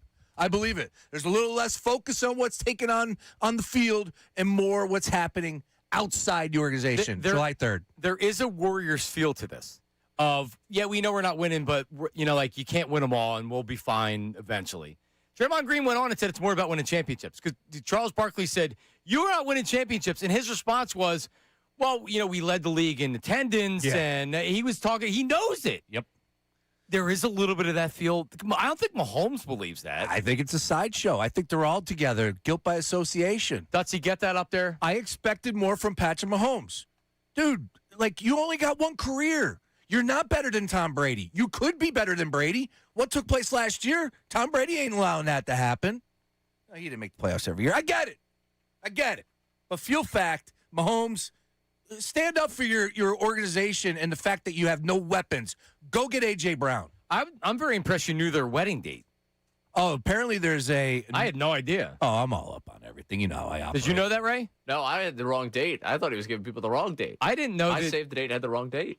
Oh, wow. I didn't know that there was a date, honestly. It's July 3rd. This year? It's a Friday wedding, which I always... Next month? Well, like not next month, but in a month? Oh, yeah. Wow. I appreciate a good Friday wedding. Start the weekend off right. I'm sure it won't be nauseating at all. Apparently there's a no ring, no friend, or no +1. I forget how they termed it. But yeah, they're hiring the Secret Service to officiate the wedding. If you're not married, you don't get a +1. Really? How about that? That's fine. Yeah, I mean, I feel like that's Taylor. No, serious girlfriend. What I did when I got married was I was like, all right, you have a girlfriend, you bring a girlfriend. You're just dating some hooch. You know, I don't know if I need to play. But if it's like you're going steady and this is your girlfriend, sure. I love some good hooch. Right. I haven't had some good hooch in a long time. Because I had like one of my old roommate Chris Rado. He had some hooch. He ended up marrying her. So I guess that wasn't fair. But they just started dating, and I'm like, nah, you're good. You can come by yourself. I think, or did I cave at the last minute and say, the policy is, quote, no ring, no bring. That's what they're terming it as. Ooh. Yeah. Oh, that's so cute. I mean, it's also like Yeah. the number of people that are invited at your random, relationship that they don't care about. I'm pulling for the kids. They're They're in love. Yeah. By the way, Howard Eskin would have to retire from radio because I made him a retirement bet because he didn't believe he said it was all fake because I kept saying just two kids in love, leave them alone. And he's like, it's fake, it's not real. They're not going to get married. This is just like whatever. Travis is real. No, these kids are really in love. What could possibly go wrong with Taylor Swift and Travis Kelce? I don't think it's fake. No, it's not. I legitimately say Will that. it last? I don't know. Who knows with celebrity marriage? Yeah, and stuff. I can't call it. Who knows? With any marriage, for that matter. I mean, geez. Once Travis starts playing, he's going to be in the media nonstop, and he's going to make as much money in the media, if not more. Does he have to? Taylor Swift is she's a billionaire. He doesn't have to do it now. Wait. Were you about to say more than Taylor? No. Oh, okay. But he's more than the salary in football. Oh, yeah, for sure. He's right. I don't think Travis Kelce is going the Jason Kelce route. I think don't? No. What do you think? Just sit at home and That'd follow? be sweet. Yeah, I'd be perfectly fine with that. The podcast rolls on. Dude, he's not part owner He thinks he's going to be an actor. He's going to be like Gronk, but not stupid. That's a good call. Yeah. No, he's going to be shoved down our throat. We're going to hate him for sure. Okay. All right, coming up, Jason Stark joined the boys yesterday. Very good interview, but he had this to say about baseball and the proposal from the Major League Baseball Players Association, or to them. The owner said, here's what we're proposing. What could possibly go wrong? A lot. That's coming up next. Middays with Marks, 97.5. Now on 97.5, the Fanatic Sports Update. Closing in on June. I'm Ray Dunn with this Fanatic Sports Update. June 1st has been the date we've talked about for so long as it relates to A.J. Brown and the potential for him to be traded to the New England Patriots. For a while there, it looked like we had all decided it was going to happen. Now, latest from Ian Rappaport saying the Patriots might not be willing to give up that first, and these two sides might not be as close as we thought. Not being willing to give up a first-round pick as of right now, that means they're not particularly close, and yeah, there's a chance this could drag on for the foreseeable future. So we could be on A.J. Brown watch for quite a while. The Phillies out west open up a 3-game set in Los Angeles tonight. They've got the Dodgers for the first time since their postseason series last year. Zach Wheeler gets a start for the Phillies tonight. Major League Baseball and Major League Baseball Players Association have exchanged proposals this week ahead of their negotiations for a new CBA. Major League Baseball proposed a salary cap of $245 million in the proposal that came out yesterday. In the world of basketball, the Spurs evened up the series at 3 games apiece in the Western Conference Finals, setting up a Game 7 tomorrow night to decide who will play the Knicks in the NBA Finals. This update is brought to you by Positive Coaching Alliance. Questions about youth or high school sports? Positive Coaching Alliance can help. PCA, a national nonprofit, develops better athletes, better people through sports. Info at positivecoach.org. I'm Ray Dunn on your home for the Sixers, Flyers, and the Union. 97.5.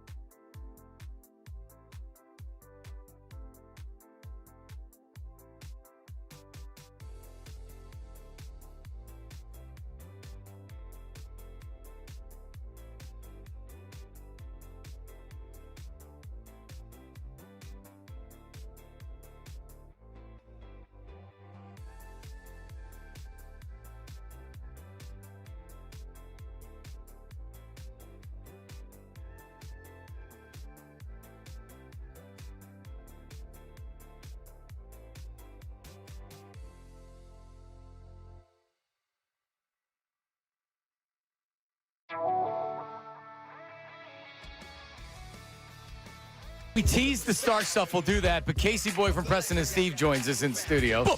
Hi, Casey. Hey, I don't even have to turn my own microphone on these days. Well, you're gonna need headphones. So let's find him some headphones here. Cans. Because Ray's gonna talk here. Because we talked about this briefly yesterday, Casey Boy. So Ray's back from his vacation. How about that? How was your vacation, by the way, Ray? Wonderful. It was great? time. Yeah. Wonderful time. Scale of 1 to 10, how great was 11. it? So it was that good. Yeah. Phillies won all 3 games. Did you see the Instagram dump? I didn't. I mean, No, I was Ray vacation out. I tuned out on the vacation. all right. So, like, I guess if you don't post while you're there, but he did. At the end of the day, like, if you want to post 10 from your vacation, I'm okay with that. He posted like 40 pictures. 20. I went to the full I mean, max. like 40 pictures, dude. All right. And I'm just like, all right, Ray, we know you're in San Diego. So let me ask Ray, was the photo dump for you or for all of your big fans out there? Photo dump was for me. Okay. This is what San Diego was. I mean, I didn't necessarily think someone came to Sean Brace's house and forced him to swipe all the way through all 20 pictures. I thought maybe he could keep, I mean, how many pictures do we need of the sunset, Ray? I mean, if you've seen one, you've seen them all. Come on. See, now that's a lie. All right, well, now. Hey, Ray. Casey's over there. So we don't have headphones. Those work. Those I know, work. but that's the crappy camera angle. I think where we have to bring do him it. over to the Oh, other the segment's going to be over. Casey Boy, thank you very much for joining us in the studio. It's been great. There we go. Thank you very much. There it is. So Ray, Casey and I were talking about this. So I had an issue with Ray over the vacation because and he's on vacation. All right? I acknowledge that he's on vacation, but so the first day that we're on the air, when did you arrive? Sunday morning, right? Saturday night. So you're there Sunday morning. So Monday morning we start the show 10:06 a.m. We called Ray. Oh my God! So wait, hang on a second. You guys love Ray so much that you were thinking about him while he wasn't here. 6 minutes into the show, we called Ray. I think what an honor that Ray should feel that you guys were thinking of him while he was away. As opposed that he to was missed. not mentioning Ray or being like, all right, we love Dutz. Or, no, like we were like, Ray. And he did exactly what I needed. He didn't answer the phone. So it was perfect for the bit. He didn't answer the phone. We were saying he's probably, in a beach somewhere or whatever. Yeah. So then we call back, and Sean Rodman, our producer, calls the wrong number by mistake. Oh, my. So that was classic. We think he's handing the phone to some person because he doesn't want to answer it. And I'm like, hey, is Ray there? Then he's like, wrong number. So it's like, oh, my God, you fat-fingered the number. So then we try Ray again later in the hour. Yeah. And he doesn't answer. Right? So Ray doesn't answer. Ray, do you have the voice memo that you then left us? So then he doesn't answer. And it's like, all right, like whatever. So then he sends a voice memo into the Davis Honda text line. And he's like, I'm on vacation. You woke me up. Hi, guys. I didn't know I signed up for the wake-up call. So listen to this. Let me hear this. Morning, John, Sean, Nate, Dutsy. I don't remember signing up for the wake-up call from the hotel room this morning, but so great to hear from you guys. All right, stop it. All right, so annoyed Ray because so by the way, he's not 17 years old. No. He's a grown man with a full job. Maybe not grown man, but he's got a full-time job, right? He's a grown man. So his body is still on East Coast time. It's his second day in San Diego, and it's 10.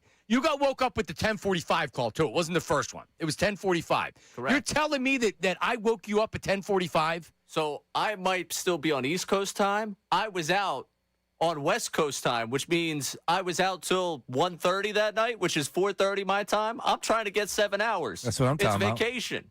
I want to sleep. Your body's natural clock to be complaining that we woke you up at 10:45 to your body's ridiculous. Anyway, so he's annoyed. Right. So he's annoyed. Right. Do you have the ability, like you personally, to go back to sleep after being awake for 5-10 minutes? Not that day, which is why you got that voice memo. That's such a lie. That is such a lie. Give me a break. So Ray, it's 8 o'clock. You woke me up 11 o'clock Eastern. Now my body's like, yeah, dude, come on, let's go moving. You woke up. You have drool on the pillow. Your face first on the bed. Yeah. And I'm supposed to feel bad because I woke him up. Yeah. No. I wouldn't. Sorry, Ray. All right. So then that's that. So then he calls in at 11 a.m. our time. And he's up on the line, but we did a golf tournament for Visit Montgomery County. So we have the guy from the golf tournament there at 11 o'clock. So he did call in. He's on the line. And it's like, we can't do it right now because we have this guy coming on for a couple minutes. Like, tell him to call back. So he tells Sean Rodman, I begin my day at 9 o'clock. Oh. See? So in other words, Hey, Ray. unless we're doing this right now, my day begins at 9 o'clock, and I'm on vacation. All right, Ray, what you need to know, young man, is it's not what you say, but how you say it. And you heard that voice message. He was annoyed that we woke him up. Yeah. It's not what you say, it's how you say it. Because, and you know what kind of business you're in. Yeah. Oh, man, I don't know. I gave him an hour of fodder. What do you mean? With what I say? It's not about that. They're going to get the fodder regardless. It's the type of fodder you want to give them. And you're going to learn. You're going to learn, right? This is not the type of fodder that you want to give them. This prima donna, I'm on vacation. I cannot be bothered. My body clock is My on. body clock, right? It's not what you say, but how you say it. It's the type of fodder you want to give them. This is not the type of fodder you want to. They're going to get the fodder no matter what. I love me some fodder. Yep. No, but you know what happened? Yeah. Then I got mad, and I said, screw him. And I didn't talk about it for the rest of the vacation. And that's not what you screw want. him. Like Casey, and maybe he doesn't know this yet. Yeah. Your life's a bit. Whether you're on vacation or not, if you're in Europe with your wife, when you go to Jamaica next month, I'm not going to bother you in Jamaica. I'm not going to certainly bother you now. Yep. But like, you were out in San Diego on a trip to see the Phillies. Yeah. You know what I wanted from you? You know what the bid is? To work. Yeah. Ray! Oh, man, I was out till 4:30 in the morning. That's what I was looking for. How about them Phillies? They won all Not three. don't call me, but like, oh my God, man, did we have a night last night? Oh, Kiss my ass, boys. I can't even think straight. All they do is win out here. And then Brendan Petrilli tried to reach out to him, and he big-time Petrilli. Wow. Such a lie. This was the most insane thing. And maybe if you wanted to hear from me on Wednesday, this is what ended it. I see Brendan Petrilli's joined the Zoom. As if, okay, now we're going to Petrilli for the word of truth on Ray's vacation. No, we wanted an update on what was going on out there. How many fans, what it was like in the ballpark. He said, I'm going to be at the beach. I'll do the call with my shirt off on a Zoom. Hey, that's a guy that's committed to the bit. I said last week to you guys I would do a Zoom. Nobody scheduled anything. I rolled over to my phone vibrating and waking me up when I was tired as hell and hungover. You were bitchy and said, my day begins at 9 a.m., see, lovey. They're trying to get me on after my day begins at 9 a.m. I was going to the beach. What do you want, a crowd full of people? Call me whatever. Be like, man, I didn't think my day was going to start until 9. You guys are getting me early. Again, it's not what you say, but how you say it. And right? Speaking of Petrilli, you got Lamar Odom last night, Ray. Whoa. How about that? Wait, so Petrilli was on this trip too? Petrilli. He was out there. I didn't know you guys vacationed together. Well, no, Ray didn't meet up with him. But Ray big time and didn't get back to him. Wow. Hey, Ray. He did not text me. So, and you're right. Like your whole life is a bit, right? So Press and I went and played golf one weekend. We went down to Orlando, Florida, and we spent the whole weekend together. And the whole time I'm going, what's the angle? What's the bit? What am I coming back to on Monday, right? Because I know he's observing me, right? I know he's looking for something. I know he's watching my every single move, right? He's I'm the like, observer. what's it going to be? I'm like, because he's not going to say anything now, right? This is all going to come up when we recap the story on Monday morning. So I'm like, what's it going to? And it was, and you know what it was? When I go out to dinner, I like soup, appetizer, meal, and dessert. I was like, that's the bit. That was it. That's the bit. He's a noticer. He noticed that. I was like, that's that. You're gonna crap on me for that? I'm like, we're out to dinner. Did you go to early bird dinner to get that too? No, I don't remember that. But I'm like, dude, you go out to dinner? Yeah. Listen, man, I'm a soup guy, right? I like soup. Yeah, I'm also an appetizer guy. So if there's a good soup and a good appetizer, you damn straight I'm getting both. I'd go salad over soup. all day. Really? Oh yeah, salad over soup. What? Yeah. Salad? Yeah. Over a beef barley? You go. Oh no, I don't like beef barley. No. Split pea with ham. I can't tell you the last time I had soup. What? You guys are freaks with soup. I brought it in to work in a thermos. Split pea with ham. It was great. Wait, your mom's split pea with ham? Well, no, it was canned, but my mom's split pea with ham is unbelievable. Okay. Now, you'll have gas for weeks after you eat it, but yeah, you're not worried about that. Ray, again, it's fodder. It's what type of fodder you want. They're going to make fun of you no matter what. How do you want them?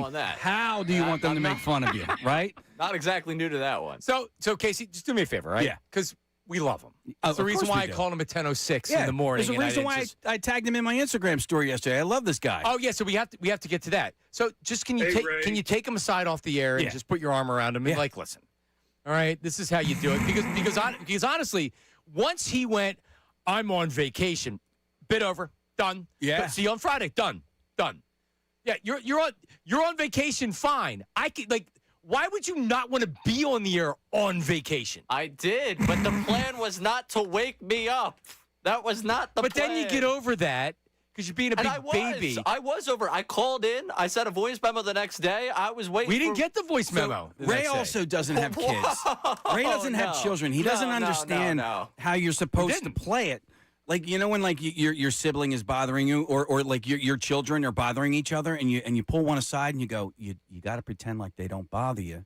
Otherwise, they're going to keep doing it. Otherwise, they're going to keep doing it, right? You got to pretend like you don't mind the call at 9 o'clock in the morning, right? Because, and then the listeners are listening, and they're not listening right now, but Hey, Ray. you know, and you don't want them thinking that you're a prima donna, that you're big time, and you know what it is, Brendan. You're a big star. Uh-huh. You've been on the biggest radio show in Philly for 2 decades. He's a big star. You know that. You know how to act. Mhm. You know you're getting. Sometimes. Yeah. I thought we were talking about Ray. That's true. Ray is a big star too, though. This is new for him. This is new for him. He has just emerged on the scene, and people recognize him, and women are DMing the text Ray. line. Yep. It's just, Oh, they like, are. There's a lot going on with Ray. It's a learning experience. Oh for him. yeah. And listen, this is a learning experience. He's tapped. And out. it's a bit. Yeah, he's tapped. No, out. I'm going to find this voice memo that I sent you on Wednesday that apparently nobody pulled. No, Well, nobody that was pulled it. nuts. No, that was Trish. Yeah. All right, well, we didn't get it. I would have loved to play a voice memo from you because I'd written you off. Hey, I want to pitch you a bowl of soup real quick. Yes. Casey's. How about that? Casey's, a restaurant. What, Newtown Square? Yeah, over there. They have a turtle soup. I can't do it. I won't do a turtle soup. No snapper? I would do a salad over a turtle soup. So, because we were at Chickies last night, and they have the Little summer diva. They do the summer shellfish at Chickies, which is an unbelievable menu of seafood. Yeah. I love a spicy crab soup. Oh my God. Red crab soup. Yes. You go to Ocean City, Maryland. You Yes. kidding me? Now you're selling me on some soup Whoa, here. right? Man, some crackers in there, an oyster cracker or man. two. Wait, you mean That's to life. tell me from Casey's, the name of the restaurant, you would not eat the turtle soup at Casey's? I can't eat turtle. Yeah. I can't eat an animal if it's too ugly, and I can't eat an animal if it's too Well, cute. there's nothing. It's mush. Yeah. It's milk. You eat beef? It's liquid. Because Cow's cute. a cat, but not too cute. Not like a lamb. You know what I mean? Like lambs are really, really Pigs are cute. Yeah, They smell, Pigs though. are not cute. Really? Yeah. I can't eat rabbit. You know, I would they're, never do they're, that, they're no. adorable. Rabbit's you know? cute, yeah.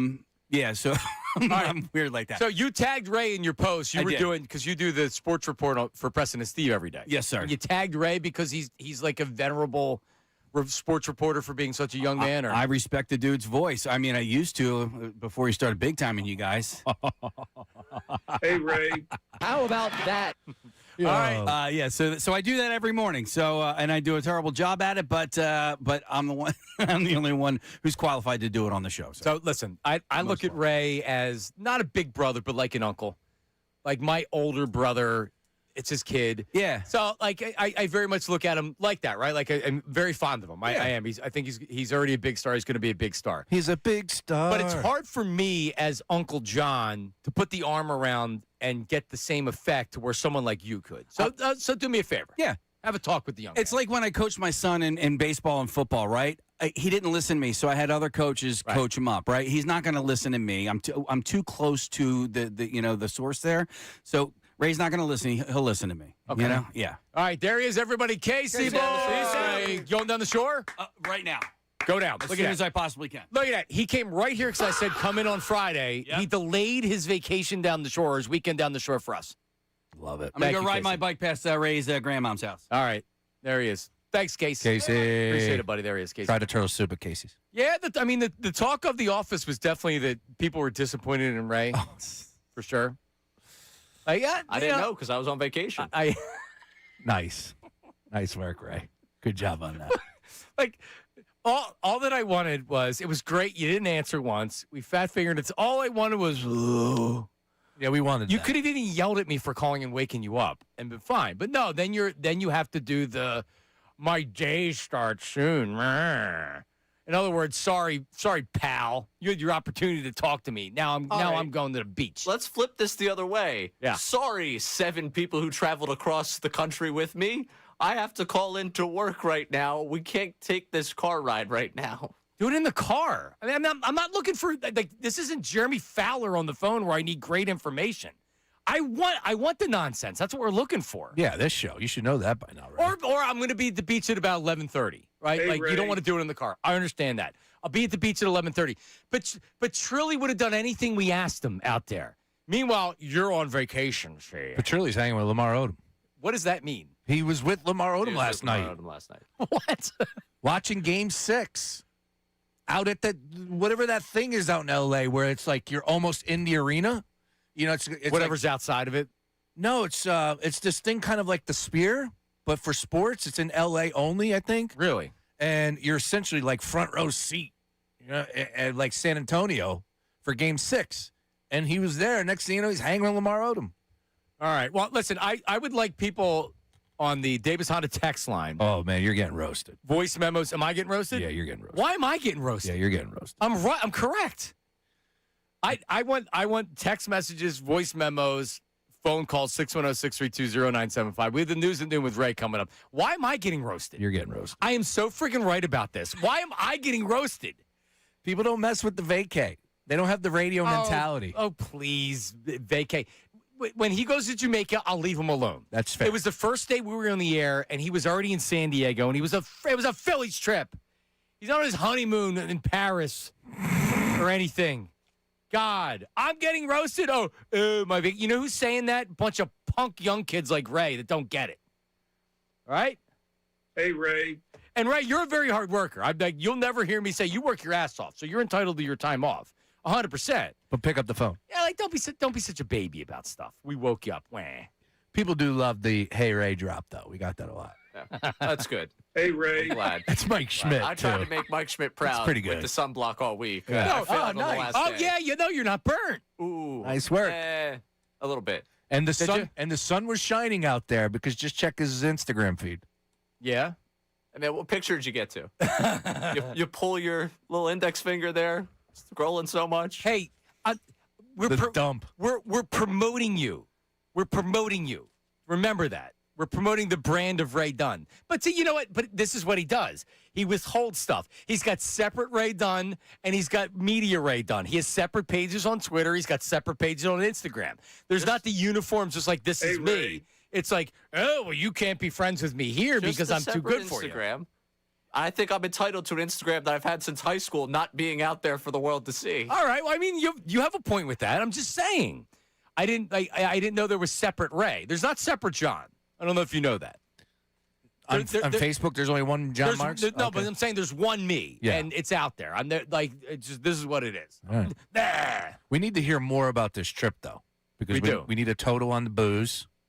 That was a great question. What did we set the over-under? I went under. All right, so we'll revisit all. Yeah. How many days and nights were you out there? You were there Saturday night. You said you didn't Sunday, Monday, Tuesday, Wednesday. Oh my Thursday. God, Saturday night. Oh, and you were drinking last night at the way over the number. Yeah, I had a drink last The night. odds makers were off on the number. Point blank. 40 is the over-under. I thought we said 45. I think that's too high. No, that's on. Dude, he went Saturday. That's at least 10 plus on Saturday. Easily. Were you drinking at the beach? No. Really?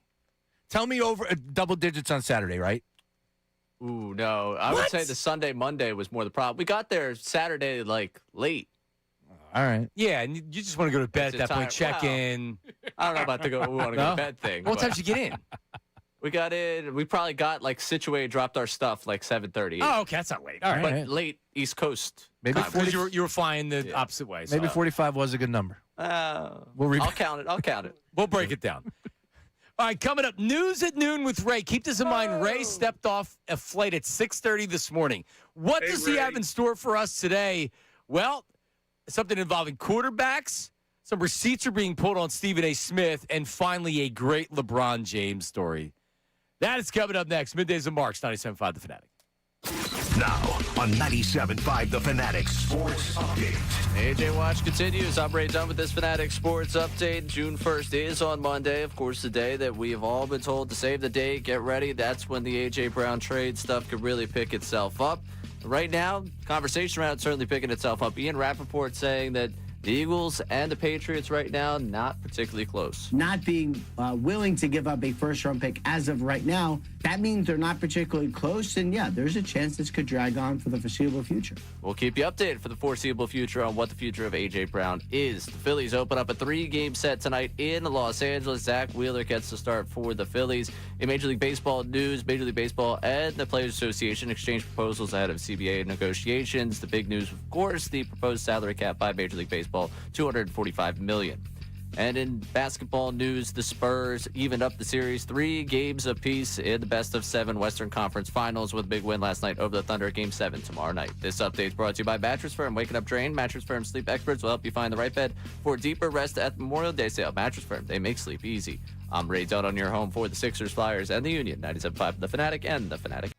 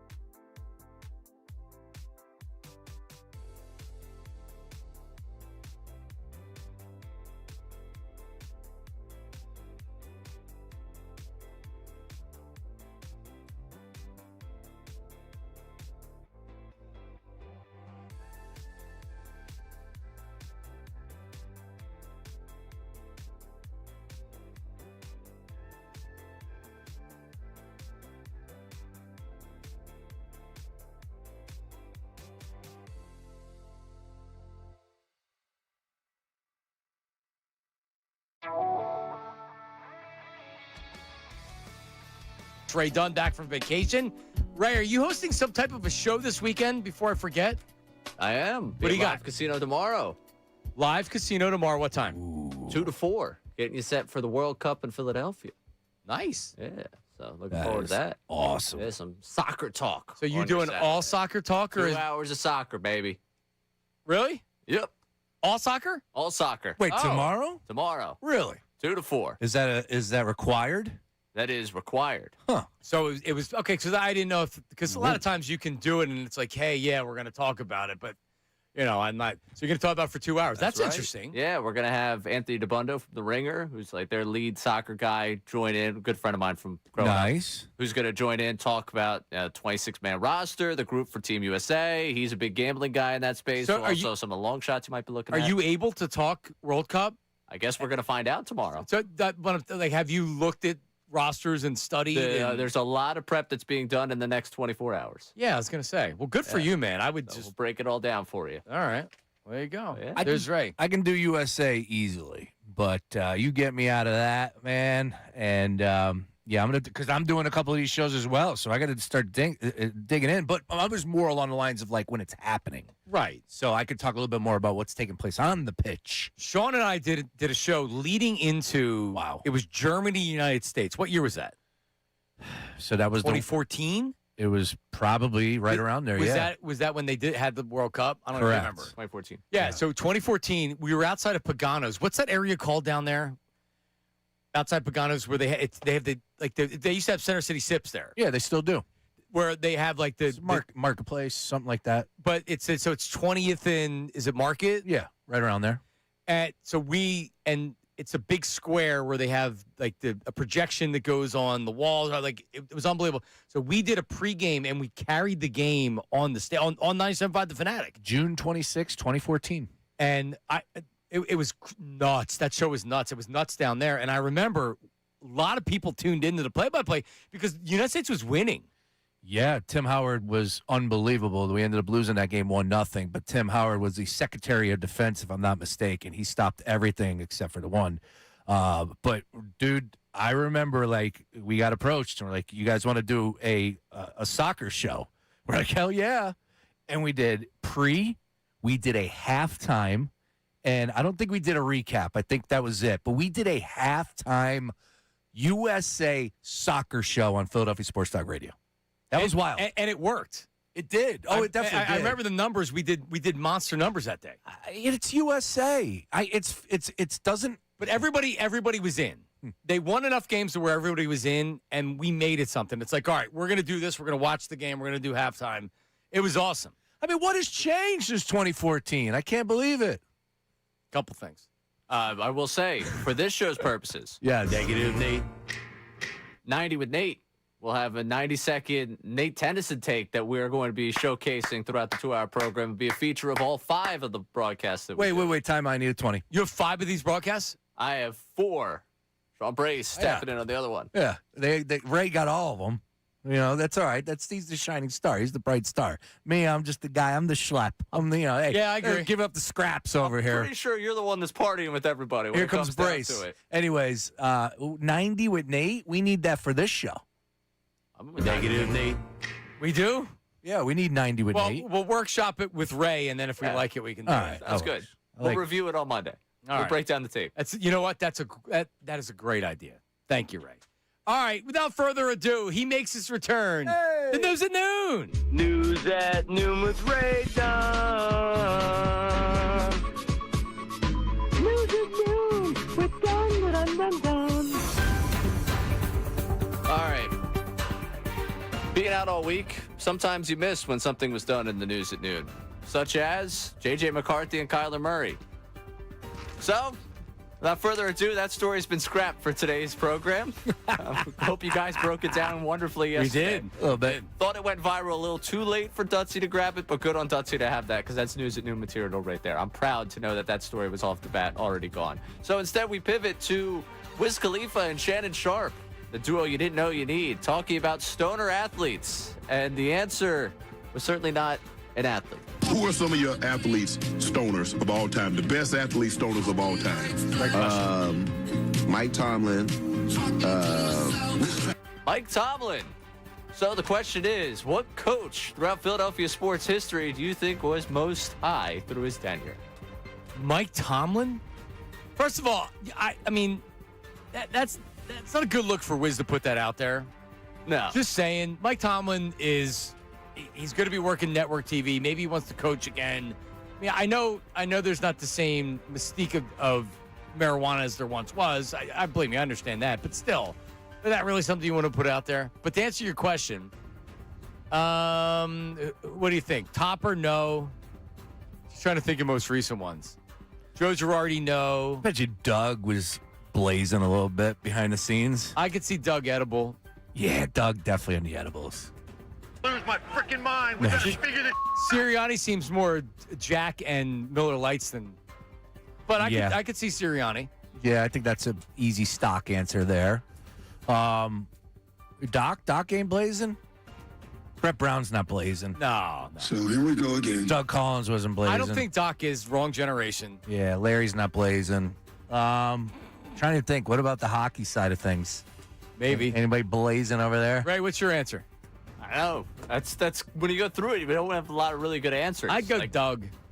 Pete McCannon blazing, like. Hey, Philadelphia. There's not an obvious answer. No. Philadelphia Union might be recalling Jim Curtin. That would be a great thing. I don't know if Jim was ever partaking, but, he's a guy that I would like to light up with. Yeah, I mean. So I'm a Sirianni guy now. I put it in my bio. Oh, good. Correct. All Wow, those this is hitch bizarre routes, world. man. What's going on, Nick? Why'd you guys run all those hitch routes, dude? What about Laviolette? Yeah, that'd be great. Light went up with him. All right, Ray, what else? All right, moving on here. Stephen A. catching some flack because, he's celebrating the Knicks and how great they are and everything's so good with them. It's nice to see him just get knocked down a peg for at least a little bit of the internet because they resurfaced the Jalen Brunson take. And here is his reaction to the Brunson contract back in 2022. You creating this cap space and all of this stuff to get Jalen Brunson. Is he KD? Is he Kawhi Leonard? I mean, Jalen Brunson's a damn good player. I'll be happy to have him. But all of this stuff you're going to because you're selling New York on Jalen Brunson. That's what you're doing. Ooh. So my question is, how does he react to that? Does he get mad? Because that's unfortunately with Stephen A. He can't laugh at himself, and he can't. There's no self-deprecating humor with Stephen A. He just gets mad, and he'll have to. I said this because of this, right? Like instead of just taking it because you said it, and we say things we're wrong about all the time. I didn't think Jalen Hurts could make a difference as a quarterback in the NFL. I said it. I would have traded for anybody over Jalen Hurts. I said it. Like we all have takes that we lose. Otto Kemper's getting 20 home runs this year. I mean, Jesus, he has 2 hits. You were out on Malcolm Jenkins. I was out on Malcolm Jenkins. Yeah. How dare you? I love Aaron Nola, man. And you love Aaron Nola.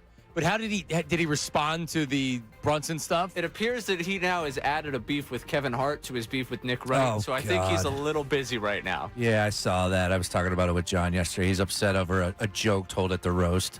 These guys are just so everybody's just it's not just everybody. It's Stephen. No, everybody's the worst right now. But we are absolutely just a terrible society across the board. Sorry, hate to go deep. We get offended by everything. We pretend that we don't. We yell about everything. Nothing is good these days. Everything is so expensive. Our pets' heads are falling off. Yeah. Losing my mind. That's true. I got gas again today. I didn't take a picture and put it on social media like some people do, but I was going to take a picture while I was out in California because, man. What is it out there, $7? Almost 7, yeah. Jeez. I almost felt bad for my friend driving me places. I was like, Bro, and like everything's expensive. Rent's more expensive. You buy a house, that's more expensive. And now you're paying $7 a gallon for gas. It's crazy, brother. By the way, great name for the coaches. Our old buddy Tom Alford checking in with Rich Doobie. Which Doobie you be? I could see Doobie. That's a good one. I could see Doobie smoking a Doobie. I'm in on that one. All right, last one for you. Mario Chalmers with a great LeBron James story about when they were playing cards as a team and the money that LeBron won when he put it to. We was playing guts, 3-card poker, right? Yeah. So it was a ghost. I had a pair of 8s. Going around, everybody saying, I'm the first one. I'm in. Everybody get out. Everybody get out. I'm guaranteed to win. Pair of 8s, I'm guaranteed to win. Brian flip over the first card. It's a 9. He in trouble. Okay. I'm like, all right, He cool. in trouble. Second card, a jack. I'm like, oh, yeah, this ain't nothing. Another card, a 9. Pair of 9s be the pair of 8s for $45,000. Yeah. Where did I call you and say, that night, where did I call you and say? I paid him 2 days later. He bought the truck. Yeah, but that ain't the point. Where did I call you and say? He bought the truck, though? Hold on. He bought the fucking truck. No, listen, I wanted to kill shot. I wanted to blow that fucking truck up. He bought the truck, pulled up to practice, because I used to live across the street. So sometimes I just walk to practice or I run, or this pulled up and was like, yo, you want to ride? Hey, now. Pulled up right next to Mario Chalmers in the truck that he bought with his money. Mario Chalmers. Like, that's the one thing we maybe don't know. And I've heard from some athletes, the card games that happen in the locker room, on the planes and things like that. Now, I remember on a senior class trip to Walt Disney World, we were playing AC-Deucey. And, I mean, we had every set we had in the middle of that pot, and then we kept losing. And it's like, well, we don't have any more money. We can't keep going because we don't have any more money. So, and we just divvied the money back up. And we had no money. That's what these guys are betting. Oh, good grief. Tonk, you know what Tonk is? No. Tonk is a card game it's played by a lot of athletes. Probably, it might even be similar to 3-card poker. I forget exactly how to play it. I used to play Tonk. But anyway, that's the news and noon. We played a little poker and a little blackjack Saturday night. Poker? Yeah. Who? Oh, me and the boys. And then one of our friends was the house with the blackjack, and I ended up, hitting it well, doing well on a little. Where was this? It was at my buddy's house on Saturday night. We went out for a friend's birthday. We bowled, and then we went and watched the Knicks. That's right. Game. You said that you mentioned you bowled. I was a little out late, a little bit too late, but the blackjack shoot was very nice to me. Nice. Yeah. Nice. All right. A couple things here, including somehow my mom is in Oklahoma City right now. What? OKLAHOMA City. Of all the Game 7 tomorrow night. Of all the places she can be. So my mom is a dog breeder. She has West Highland White Terriers. And she's a member of like the National West Highland White Terrier Club. And it's a good club. It's a good club. Yeah. It's like and I think we have a good club. And she's out there because they have some meeting that they have every year or whatever. By the way, they don't even pay. Like she goes out there, I think, on her own dime. Jeez. And there's not a lot of direct flights to Oklahoma City from Philadelphia, as in zero. So I saw how much the ticket cost. I'm like, did you pay for this? I'm like, what are you doing? But so she's out there it's a couple days of meetings. She sent me a picture yesterday from obviously they're going nuts out there. It's going to Game 7. When is Game 7? Tomorrow night. So my mom I think she's still going to be out there at Game 7. Should she try to get a ticket? How much? Go to the game. How much? Can't be cheap. Even in Oklahoma City, I was going to say it can't be cheap. Yeah. Look, absolutely you go to that, but it's not a big arena, I didn't think. And I would imagine it's going to be pretty pricey. So at the end of the day, I would say go enjoy it at a establishment. But yeah, not likely. Not likely. She's going to be in her hotel room. Yeah. Anyway, but it's like they're going wild in Oklahoma City right now. And it makes you envious because it's like, man, imagine if one of our teams were actually doing this right now at Game 7, San Antonio, Oklahoma City. I'm looking it up right now in Game Time. Mm-hmm. Oklahoma City Thunder. I got you right here. We got starts at 3:33. You can get in the building for 3:33, and you are all the way up. So I'm looking at a lower level ticket right now. How much? $9.33. Yeah, that's a decent penny. I couldn't if the Sixers were playing in a Game 7 against the Knicks. First of all, it would be a hell of a lot more than $900. Yeah, the Knicks fans would be down here. But buying the tickets. I couldn't even imagine spending $1,000 on a ticket. I don't know. Is it the fact that I have a family, or is it the fact I'm broke? Probably that. Yeah, I'm broke. Yeah. But if you were, if I had it, yeah, and it's something that you enjoyed and you wanted to do, yeah, you would go do it. All right. There you go. All right, there's Ricky Bo. I wanted to bring something up that I thought that was because John Kincade responded to it today. But who do you think is on the bigger hot seat, Jalen Hurts or Nick Sirianni? Or is it because I mean, depending on when you ask me is when I'll give you the answer. So, for example, if they don't make the playoffs this year, who goes? And it's not both. Who goes? If one's going to go, who goes? If they don't make the playoffs this year, let's say that they're 9-8, they miss the playoffs, right? Who goes? Sirianni or Hurts? Quarterback. He doesn't have guaranteed money. I agree. I think Jalen Hurts is on a much hotter seat than Nick Sirianni is. What would you say? No. No. No, I say Sirianni. You think Sirianni's on the hotter seat? Yeah. Again, I think they're pretty both. They're both warm. But I don't think Nick Sirianni's seat is warm. I don't. I'm not telling you that he couldn't get fired after this year because anything can happen, especially in this town when it comes to the Eagles. I'm not telling you that he couldn't get fired. I think the organization looks at Nick Sirianni. Look at how they portrayed him at that press conference at the end of the year. Elite coach, one of the best coaches in the NFL. They called him a champion. They were telling you, this is our coach. He's not going anywhere. So much good. Right? They didn't say they didn't portray it like, yeah, well, he doesn't call plays, so we have to go get an offensive coordinator because this dummy doesn't know how to call plays. I'm the dumbest coach in the world. No, and whether you believe what they're saying truly or not, I believe the Eagles look at Nick Sirianni and say, he's been here 5 years. He's made the playoffs 5 years. He is totally in on this being – this isn't Nick Sirianni coming in and trying to be Trip Kelly or John Gruden taking control. He knows his place in the organization. He's doing what the organization wants to do. This is a partnership with Nick Sirianni and with the Eagles. So you know what you do with someone like that? You're loyal. Yeah. And if that means that you have a bad season and you're 9-8, very easily for me that I don't believe Nick Sirianni's on the hot seat at all. This morning, John Kincade believes that Nick Sirianni's on the hot seat. And he was issuing a bet. So I want to ask this question. He wants to bet, kind of a bet, because he doesn't believe this is going to happen. If the Eagles were to not win a playoff game this year, and the details do matter, but if they lost like this year, they made the playoffs, they lost, is anybody losing their job? Because he guaranteed Nick Sirianni loses his job if they don't win a playoff game this year, and I totally disagree. I don't. First of all, like you said, I don't think it's a good look for an organization to be constantly on the hunt for a head coach and a quarterback. And like you pointed out, when they step up to the podium and they rant and rave about how great this guy is, and he has one of season that is bad, air quotes on radio doesn't really work, where they didn't win a playoff game, but they did win the division, won 11 games. Like, in the grand scheme of things, it was a good season. And then you follow up this year by not winning a playoff game. He's going to lose his gig. I'd say, man, that's some tough sledding for the next guy, right? You're setting the bar up really high. It didn't feel like he was in any danger this year, correct? Like none. No. Right? No danger. It never felt like that there was even a consideration or a thought. He's coming off a Super Bowl win. Right. Yeah. There was not a consideration from the organization. Correct. Like outside noise, of course. So does that mean that next year there's a consideration? But because here's one thing that Nick does that Doug didn't, and Doug got whacked 2 years after winning the Super Bowl. Here's what Nick does. All right, what do we need to do? Yep. The offense didn't look good. What do we need to do? We're firing Patullo? Okay. Cool. Who are we bringing in? Yep.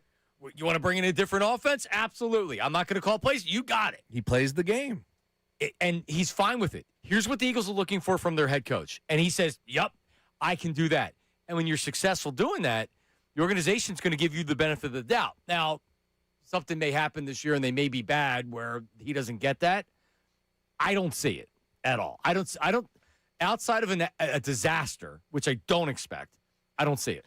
Yeah, last year you look at the roster. Remember what everybody was saying? Oh, it's a super team, and Jalen Hurts doesn't get credit because look at all the superstars on this team. And then, like, you get Howie Roseman, who constructs this roster, and it's one of the best in the NFL, and yet it doesn't deliver anything other than a division title. And I'm saying that really loosely because I want people to enjoy the regular season much, much more. But I understand after you just win a Super Bowl, grand scheme of things doesn't really add up. So it's really hard for me to sit here and say that, like, Nick Sirianni is on a hot seat, but he's going to hear it from the fans, and they do shake things up from time to time. We've known that. But all in all, it comes back to what you just said about he walks the line. He is the company man. He made some mistakes. They corrected it. And I don't think that this roster this year is better than the roster last year, right? I think last year's roster as a whole, to a point, if I'm thinking out loud right now, I think last year's roster was better. I mean, there's pressure for him to win. Yeah. There's pressure for the quarterback and for Nick Sirianni to win. If they miss the playoffs, all bets are off. But if they make the playoffs and they lose a game, he's not calling plays anymore. You have Sean Mannion. The focus is going to be the quarterback, not the coach. No? Isn't that already the focus nationally and locally anyway? Isn't everything about Jalen Hurts? There's no Nick Sirianni's in trouble talk. No one's talking about it. No one cares about that. This is about Jalen Hurts. If they lose in the playoffs and Jalen Hurts doesn't have a great game, I don't know if Jalen Hurts is going anywhere, but he's the one that's going to be getting the lion's share of the criticism. Yeah, it all, devil's in the details. So we'll see how this season plays out. Is it, and there he is. Ricky Bo is, you can't have 16 games played and 10 of them under 200 yards, Pat. You just can't do that in 2026, 2027 NFL. You can't. You got to be more productive throwing the football. So, yeah, I think Jalen is going to have to make some adjustments, be a better quarterback, throw the football more. And I got eyes, all right? I know he's a champion and he's a Super Bowl champion and all that stuff is real. I have eyes. And I see how he operated as a passer last year, and it was bad. And, it was Kevin Patul a big part of that? Absolutely. Let's say that. 100%. Right? Because Jalen has responded every time. It's whether or not you believe Jalen responds this year and he does become a better quarterback. And I say yes.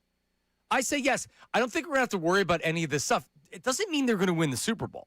True. And Sean, if they lose in the NFC Championship game, Eagles fans aren't going to be. They're going to want everybody. Like Sirianni's going to get fired and Jalen Hurts is going to be gone. Yeah, that's how it's always going to be. But again, if this team doesn't win a division, say Dallas wins it, this team loses a wild card game, it's going to be loud. It's going to be loud. Is. All right, coming up, 610-632-0975. We talked about Jason Stark and what's going on with the players and the owners. We have that. We also have some voice memos regarding Ray's vacation. Uh-oh. And if I'm being a jerk about this. Am I being a jerk, Sean? I don't think you're being a jerk. I just think that you're trying to school the young lad, and you don't care about his vacation. No, I'm glad Ray had a great vacation. Ray. Are you?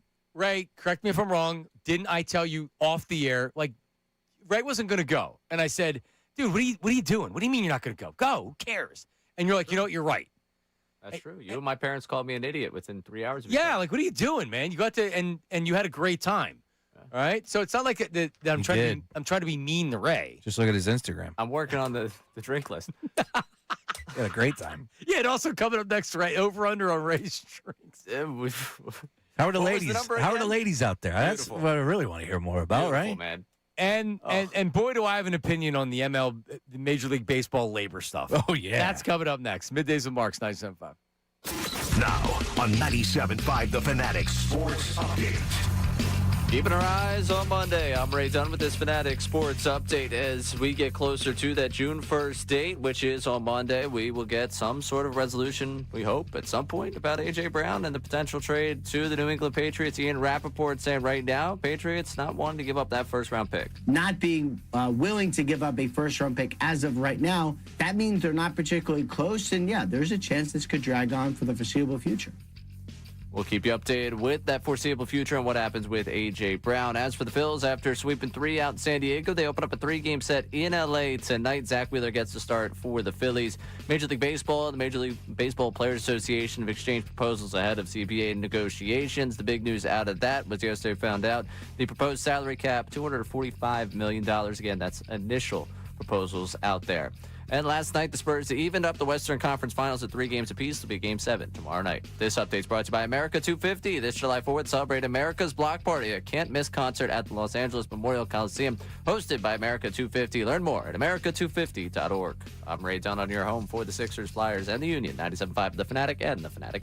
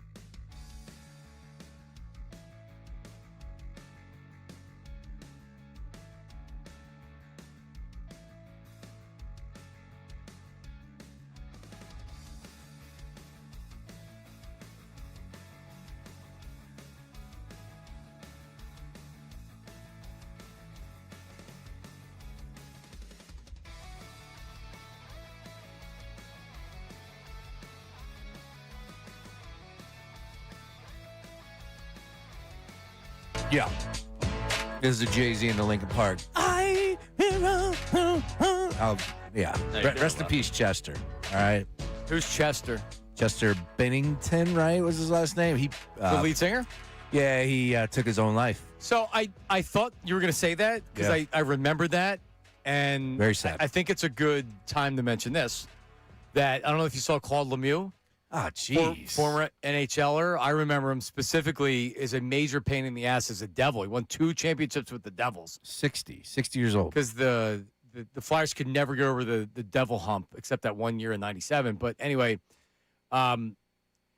he committed suicide, which, I mean, at this point, I don't even know. I mean, I guess I'm not surprised with anybody these days because you see it a lot. Yeah. And for everybody out there, I know Dana White he's such a loser, but he was having comments about mental health, wah, beta male mental health, wah. People go through things out there. I tell this story all the time that it was during COVID and back my last stomping ground, our studios looked out on the Schuylkill River, right at 30th Street. So we were literally looking out on the river from the Market Street Bridge. And the one day it's what's going on? Why is the police out there? And we went to leave and we had a jumper. So someone committed suicide, jumped in the river. And then 3 weeks later, another jumper. A couple months later, a couple of them happened. And I just went on the air and I'm like, listen, if anybody ever needs anybody to talk to, here's my email address. Email me. If anybody I don't know you, I don't care. If you need somebody to talk to because you're not feeling great, that's okay. Email me. I'll call you. Seriously, I'll call you. And I always want to put that invitation out to people, whether it's DMs or emails or whatever, or call. Call and talk to us on the phone. I know things are tough out there, and Sean, I know, listen, man, I've been through depression in my life. I've been through tough times in my life. I've never thought about committing suicide, but I'm not telling you that I wasn't in a deep, dark place before. So it's okay to be okay. It's okay to not be okay. Yeah. Yeah, but that's the way I say it. Reach out. There's the text message. I forget what the text message that you can do. You can literally text somebody and speak with somebody right away that can help you with these things. So here's another thing. 988. 988. Yep. Just text them. But check in on people. And I'm guilty of not doing this because I'm a loner. Yeah, same. But check in on people. Because I've had people in my life that have committed suicide. And when I look back at it, I say, should have seen it coming. I was so depressed. What was I doing? Of course, it's not our fault, but just all in all, it's okay. It's okay. And it's just another example of wow, man, reach out to somebody, reach out to your family, talk to your family. And if you're not feeling great about things, that is okay. Talk about it. Yeah, you never know what people are going through, right? And I know that now more than ever, we're a world that we live in. It's we get mad at everything, something on the timeline, whatever it may be. But putting all that social media stuff to the side and just realize that there's a human being on the other side, and you just never know what they're going through, right? Also, we brought up Chester Bennington, and forgive me, I hope that's his last name. I think it is. Chris Cornell, of course, took his own life, right? And I think they were friends. So you're talking about people at the top of their their world, yeah. And it's and they took their own lives. So it's just, you just never know what they're going through. Claude Lemieux, very sad story at 6 years old. Yep. All right, so we've been teasing the Jason Stark stuff. So let me just say this right now. They will not start the season next year on time. Do you agree with that, Sean? Unfortunately. So you know what we're going to be talking about? We're going to be they're going to start, they're not starting the season on time. Oh, they're not going to spring training. And then everybody's going to be mad, and we're going to be bitching about baseball, and we're going to be talking about labor issues with baseball. I don't think there's a story I would like to talk about less than Major League Baseball labor disputes, because we've seen it too many times. It seems to happen every couple of years. Remember the beginning of COVID, and they had the opportunity to be the first league back, and they couldn't get out of their own way. The players and the owners couldn't get out of their own way. You had was it Snell that said, "I'm risking my life, man." And why can't you play? I'm risking my life, man. Blake Snell said that? Yeah. because they're talking about like why kids. So like I understand there's big money involved, and the owners want a salary cap, and the players don't want it. Like I don't want to have to break that down. No. I'm not interested in. We talk about off the field stuff. We follow the stuff closer than just the games. Of course we do that. But the labor stuff in baseball, there's not a subject I'd rather not talk about than that. Ooh, I don't know. I've hit that point with A.J. Brown. But yeah, pretty much. A.J. Brown's there. Next year, I would like us not to have to invent a baseball league to follow. Right. We're going to be watching KBO. Remember, they had the Korean baseball games on because of Major League Baseball. Yeah, they made poor Carl Ravitch from his bedroom do the games. And Aaron it sounded Altair, like man. That's right. Never been so relevant. Darren Ruff was playing in the Korean baseball organization at that point. I just want to put this out there, though, and I like you. There's no good time to ever do this because you're a league without a salary cap. Like, I'd hate to be the guy. I don't want to be here for the man, but they need to accept the salary cap. Yeah, but football doesn't. That's not a hard cap. That's total baloney. But there is still parameters that you have to operate in. Well, so how many teams go over the luxury? They all tax? do. Not all. No. In baseball, how many teams go on the luxury tax? 6 or 7, maybe. Yeah. And really, there's 4 or 5 that are heavy hitters. The other teams kind of come in a little bit, don't come in. So there really is a salary cap. It's a matter of it's called a luxury tax. And we had Russ Joy on earlier, and he's right. The Dodgers are screwing everybody because that's the disparity's too much. It's not fair. And I'm not going to back the Pirates or any of these other teams because they can spend money if they want to. But it's really, really hard to beat the Dodgers when they can just go and put the thumb on the scale and do whatever the hell they want. My thing is that I keep coming back to is I understand what everyone's upset with the Dodgers. Shohei Ohtani should never have played for more than one organization. The Braves and whatever happened with Freddie Freeman, that was royally screwed up. You look at Betts and the Red Sox. How many different organizations does that group own? And Betts is able to go play somewhere else.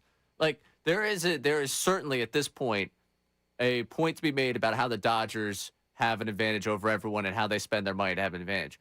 But the core that's been put in place here for the Dodgers to win and win and win and win has been done so in part because other teams in baseball have decided, you know what? This generational talent, I'm good without paying you. This guy, I'm not going to keep this guy around.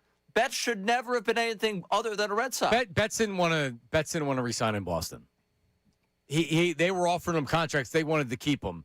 But I mean, to your point, like the Yankees have been trying to buy a World Series for years, right? And they can't. They got to a World Series. They did, but they didn't win one. And they spend more money.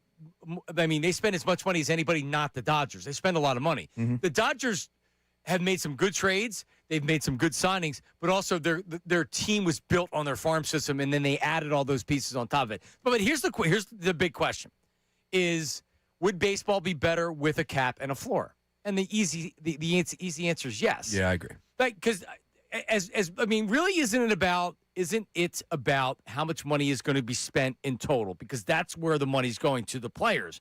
So if a cheap organization like Tampa is only going to spend $100 million. And they're pocketing money and making money because they're the revenue sharing. Like, that's crap.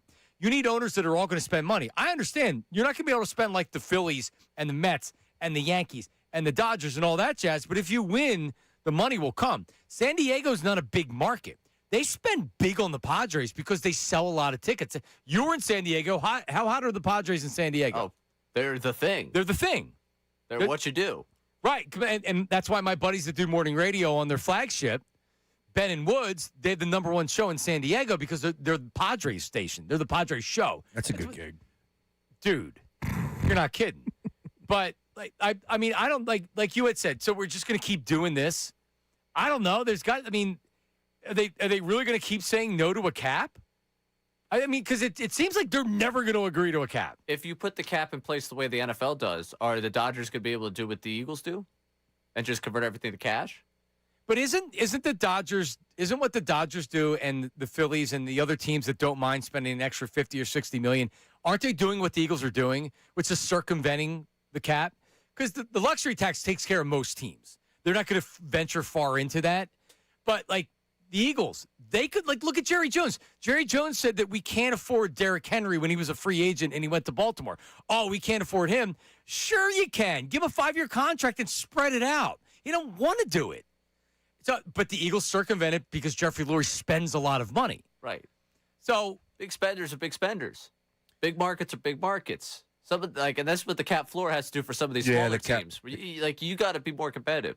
Manfred said something, though, I want to tell you on the other side. He did say... We're going to go to... Oh, we're rolling? Yeah, we're going to go. All right. So, because I was telling you this the other day, Manfred hopped down with McAfee at night. He had a big show. They had to fill some time in because of the NBA games on ESPN. The time of the game, yeah. So, he brings on all the commissioners. Manfred talked about, and this is something that's been bantered about, the geographical realignment. Dude, I'm all in. Red Sox, Yankees, Mets, Phillies. Was Pittsburgh involved? I don't think Pittsburgh. I thought it was a 4-team deal. Was it those 4? I'm all in. I like, dude, it's new. You want to talk about firing things up? That would bring all eyes on us. That would be a kick-ass division to be in. In the way he talked about it, it felt like that there was some movement with that.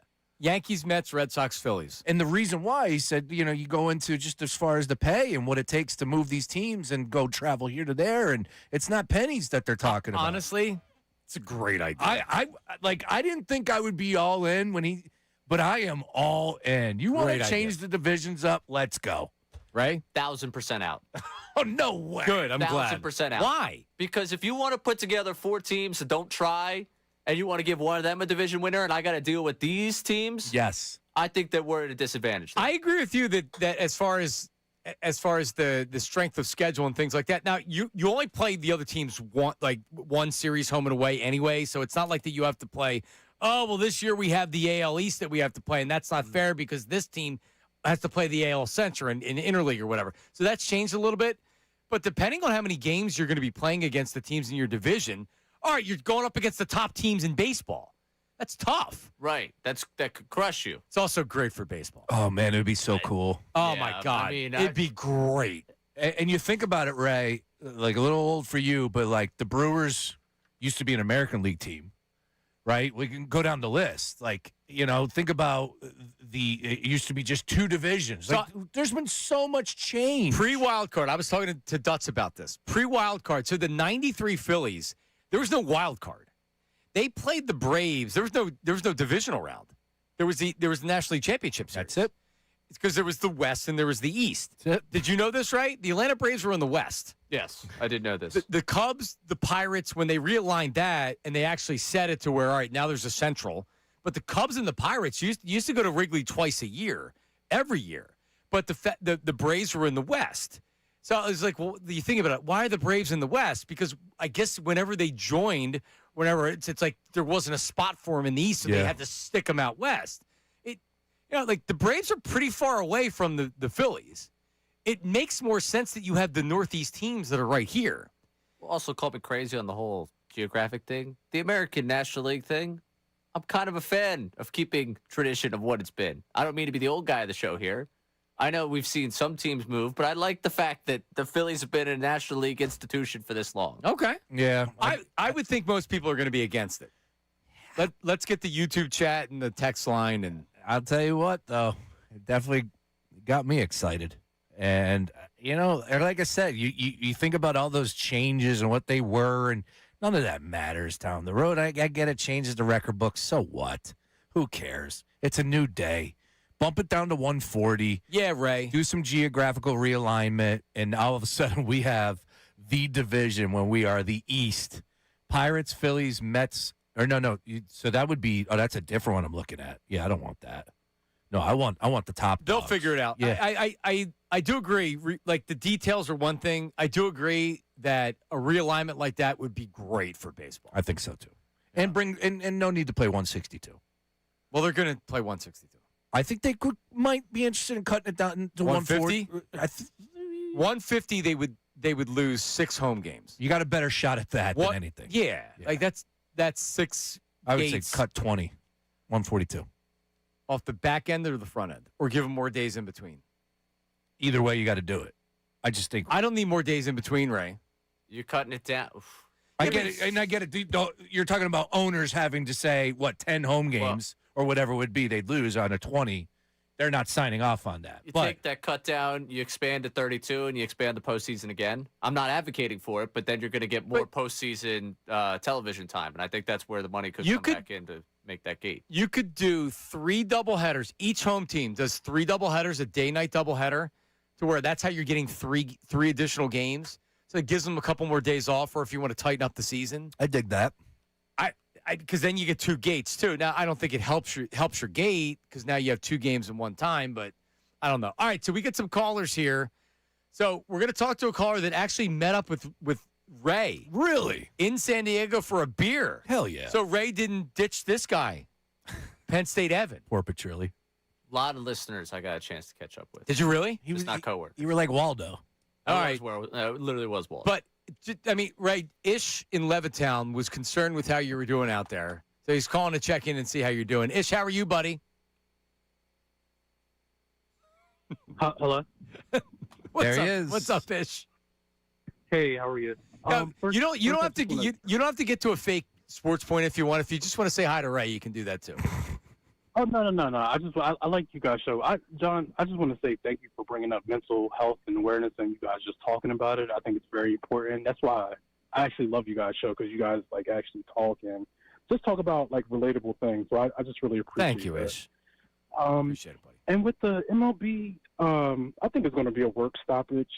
And they said that I guess the Phillies are like $30 million under the cap. So I wonder how they're actually going to do that.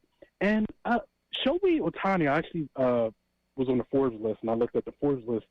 The Dodgers are only paying him $2 million this year. He makes more out of endorsements than what the Dodgers are actually paying him.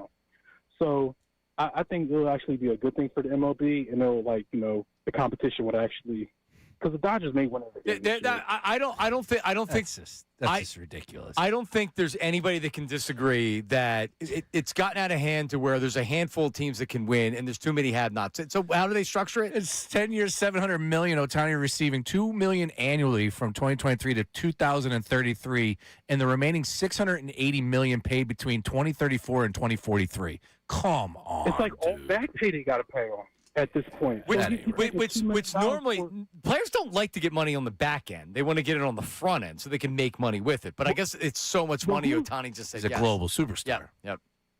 Who was the player? I think it was Darryl Strawberry, one of the Mets players that receives $1 million like every year. That's Bobby Bonilla, because he restructured his contract, so he would only give it. I mean, Allen Iverson still gets money from Reebok. From Reebok, and he getting a big lump sum coming up, and he gets $1 million or something every year. Once he turns 60. Yeah, and I think by like 2028, he's supposed to be receiving like $50-something million.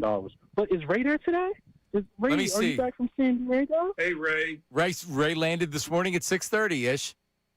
Ray, you didn't pick up the phone when he called you. What was you doing, Ray? Now, Ray, people were asking, were you maybe laying in bed with? Thank you, Ish. Laying in bed with a lucky fan. A lucky fan? No. I wish I could even try to boast and be a bravado on that. Did you even talk to random girls out there? Yes, I did. Nice. Actually, the It's funniest. hard not to. Yeah, it's really hard not to. Wait, excuse me? Well, he's out at bars and things like that. I'm sure there were a lot of people from Philly. Did you shoot your shot? No, there was no real I was not even double teamed. There's just the ball came to me. It's like I'm just throwing this back. Whoa! I realized what I walked into there. I was like, I don't have a shot. Good to great. There wasn't any. Right. No, understandable, and not that's no criticism of you. That's a tough vacation to get lucky on. I mean, I would say it's probably one of the more favorable ones. You want really? We could say you want that one back. There's a couple looks you'd want back in that one. Nice. Okay. Nice. My San Diego trip went different. Hey, now. Hey. That's right. Mine didn't go in. I was like Ray. I woke up on my buddy's couch face first into a cushion, drooling. That's all right. That's all right, Ray. The funniest for me, the way I felt, was going into this place in Pacific Beach, and I walk in there. I look around after having a drink. I'm like, oh my God, I'm the oldest guy in this room. No. That hurt. That Really? that was soul crushing. It was definitely a San Diego State or a UC San Diego bar. Oh my God! Wow. Could you imagine? No, I can't. That'd be something. I hang out at the boathouse in Conshohocken. I could not imagine that. That'd be something. No, honestly, my takeaways every time I go somewhere like that is, why do I live in Philadelphia? Yeah. Why didn't I move out here? What the hell's wrong with me? They were dragging me dragging me to the airport, Johnny Marks. Oh, man. All right, so Penn State Evan, who lives in San Diego, he had called and said, hey, Ray, let's exchange numbers and we'll meet up for a beer. And they actually did. Penn State Evan, hello. Hey, Johnny, how's it going? What's up, buddy? How are you? It's funny because when I met up with Ray, I asked him if he went to Pacific Beach, and he said no. And we talked a little bit about it, and it's like Neverland, man. Anyone who moves to San Diego immediately moves to Pacific Beach and develops an alcohol problem. Went that night after you said that to me. I went that night. The alcohol problem was still existing. Yeah, that was pre-existing. Exactly. But no, I mean, especially like Penn State fan. The game's not on TV where I live. You go to the bar. It kicks off 9 o'clock. I'm gonna have a coffee, and then everyone's drinking. You're like, oh, okay, I guess I'll have a beer. And there goes your Saturday. And then the same thing with the Birds. 10 o'clock, and then the Chargers were still there. 1 o'clock, and then you just grab a burrito at 5 o'clock and head home and hope that you can make it to work the next day. There is nothing. There is nothing better than sports on the West Coast because you're able to watch it, and then it's not 10, 11 o'clock at night. The NFL Sundays. When I lived in Hawaii, they started at 7 o'clock. Yeah. But having an NFL game at 10 o'clock. Vegas Monday night games. Oh, my God. Yep. It's great. I will tell you, Ray did it right, though. He mentioned a bar that he went to in Del Mar, and that is very fertile hunting ground for cougars. I'm surprised that Ray didn't land in one. Yeah, probably next time out. Right? All right. So you met up with Ray? Good time? Yeah, Dude, Ray's the man. I told my son, I go, hey, I pulled him out of school early to go to the game, and Ray and I will forever be bonded witnessing a 115-year record being broken together. Hey, Ray. And I pulled my son out of school, and I say, hey, you're probably going to meet a very famous Philadelphia radio personality. He was so excited to meet Ray, and Ray was great, and we got a picture. And then I let him watch some YouTube videos of Ray, and I go, look how famous he is. The next day he goes into school. He goes into school, and he gives raises his hand. He's like, I'm going to share something with the class, and he says, I saw Christopher Sanchez break a record, and I met a very famous personality from Philadelphia sports, Ray Dunn, and everyone was like, oh, and then he ended this little presentation with, how about that? How about that? This is too much. Evan, appreciate you, buddy. Nice there you work. go. I mean, this is he's like Ferris Bueller. He is. It's Ray Dunn. It's unbelievable. Ray, there were a few pictures shared on the timeline. I got DM'd by 2 people. They found you, took pictures of you. Look at that, man. How many listeners did you talk to? Time out. I want to hear more about this coming up. This dude, Vince DM'd us. Vince DM'd us with a picture. Yeah. Correct. You were like Waldo out there. You didn't look like that you were living in San Diego with your getup, what you were wearing. You look like a tourist. Was it the Phillies Hawaiian shirt day? Yeah, I was going to say, I look like a tourist in Philadelphia with that on. Next time we need to get you a sponsorship. I mean, pick somebody out there so we can hook you up. I got plenty of listener stories if we want to get into those the 1 o'clock hour. Nice. All right. Well, so some voice memos coming up here. 610-632-0975. 610-632-0975. This is Middays with Marks. Brace. Ray Dunn. Coming up, we got some names to the Sixers presidents of basketball operations search. Who are they looking at? We got you next. And Ray's drink total. You've added it up? I've added it up. All right, that's next. Don't go nowhere. Now on 97.5 The Fanatic Sports Update. AJ Watch, I'm Ray Dunn with this Fanatic Sports Update, and the AJ Brown Watch continues. June 1st is on Monday, so next week we will have the open of the season that we expect to see him traded because there's still speculation as to how exactly the compensation will go down. The potential Patriots trade, we'll keep you updated on Monday when all that is supposed to happen. As for this weekend, the Phillies have a 3-game set out in L.A. against the Dodgers. Zach Wheeler getting his chance to go against the Dodgers tonight. The first chance for the Phillies to see LA since they lost them in the postseason last year. Major League Baseball and Major League Baseball's Players Association both exchanging proposals this week ahead of their CBA negotiations. Jason Stark joined Unfiltered yesterday and talked about what the sport risks if they end up having any sort of work stoppage. You should never let people learn that they can live without that thing they think they can never live without. That's something that everybody in baseball should keep in mind if they're thinking they can shut down the sport. You can listen to that full conversation on our website or the Fanatic app.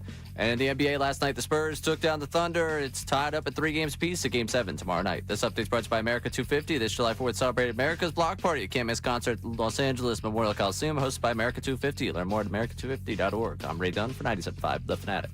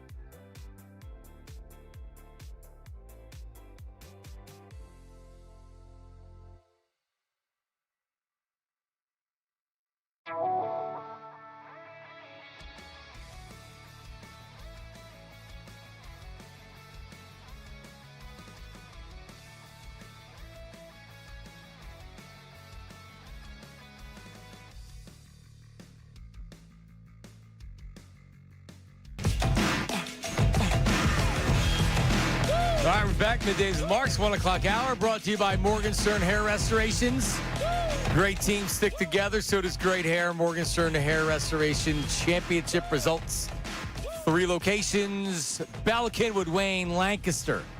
Website, Morgenstern, Morgan with an E, morgensternhair.com, 610-831-HAIR. And Ray, look for my my commercial, my Morgenstern commercial during Phillies games coming up here. I saw the filming happened. Yeah, Very I put it on excited. social media. But so it'll be on, I don't know when it's going to start because I have to produce it and everything else. Actually, I have to give them something. But yeah, so it's going to be on during Phillies games. And then Eagle stuff too, is what I was told. Oh. So I don't know if that's just Birds Huddle or they're going for maybe the pre and post or whatever. So there you go. How about that, sports? So you're going to be seeing my face And your hair. and my hair. I mean, Specifically. I'm not Sean on Super Bowl commercials. How about that? But, you know. Speaking of you on the Super Bowl commercial, Yeah. some people are asking about the rat tail.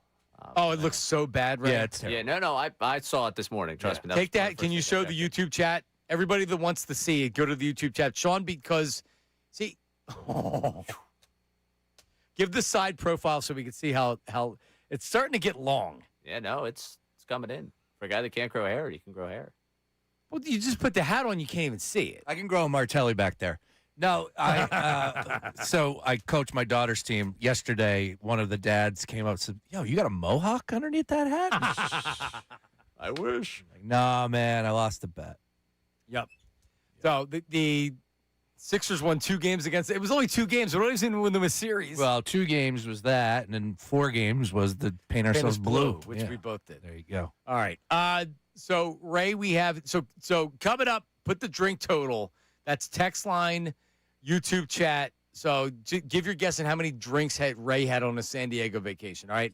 But Ray, you said that there's 2 new names that have been added to the 76ers president of basketball ops search. 2 lead candidates. Oh, that what do we we've got? from Mark Stein? Mike Gansey, the current general manager of the Cleveland Cavaliers, and Jameer Nelson are the 2 lead candidates for your 76ers. They're pushing Jameer big time, and it'd be interesting because Gansey, he's the GM. I don't know. Do they have somebody that's the president of basketball ops? They do. That's why he's able to have it because it'd be, I guess, a promotion. Yep. So they can do it. I don't know anything about Mike Gansey. He's young. He's 40, and Is he a man? He's a man. He had success in the G League.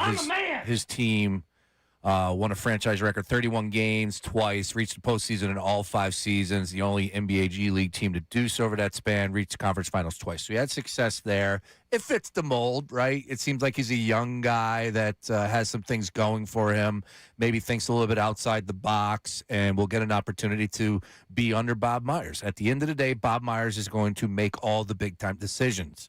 No ifs, ands, buts about that. Right. However, this would be a guy that you bring in underneath your wing, tutor him a little bit, and then, of course, allow him to hire another sharp guy. Yeah. Let's have the young Bob Myers. They're in a great spot. They really are when it comes down to it, right? It's like, okay, hey, Bob, you know what it looks like to win a championship. You won 4 of them. We know that. Now, go out there and find somebody that is maybe outside your network that you think would be the next potential Bob Myers, as you said. Yep. So it's a great spot for the Sixers. Yeah, it's not Mike Ganji that used to be on. It's Mike Gansey. Gansey. Yeah, all right. Here's something for you. You ready? Played for West Virginia in college. I'll give you one guess who is his teammate when he was at West Virginia. You said he's 40. Correct. So the big name. We're going back in the day. He's 40, which means he would have played when? It was like 04, 05-ish. So 20, let's say 20 years ago? Yep. Okay. How about that? Kevin Pittsnoggle was his team. He was on that team. I would have never guessed that, No? but yeah. No, Oh, yeah, I don't. I remember what year that is. Yeah. We get yeah. So if he got hired, we could ask him a Pittsnoggle question. Absolutely. I'm sure he gets asked that question all the time. Good work by you. Yeah, that was some kind of team game. Damn right. They went on a little run. All right. So by the way, screw Mike Gansey. I'm sure he's fine. Jameer. Well, I'm a Jameer guy. Does this just turn into Gansey gets a promotion in Philadelphia from what he's doing in Cleveland, and Jameer gets a promotion from what he was already doing in Philadelphia? Jameer becomes the general manager, and Gansey becomes the president of basketball ops? that would be if they hire Gansey. Jameer's not going anywhere. Right. See, where you would lose Jameer is if he's in the third role and a team looks at him and says, "We want you as number 1 or number 2." That's when you would lose Jameer. Yeah.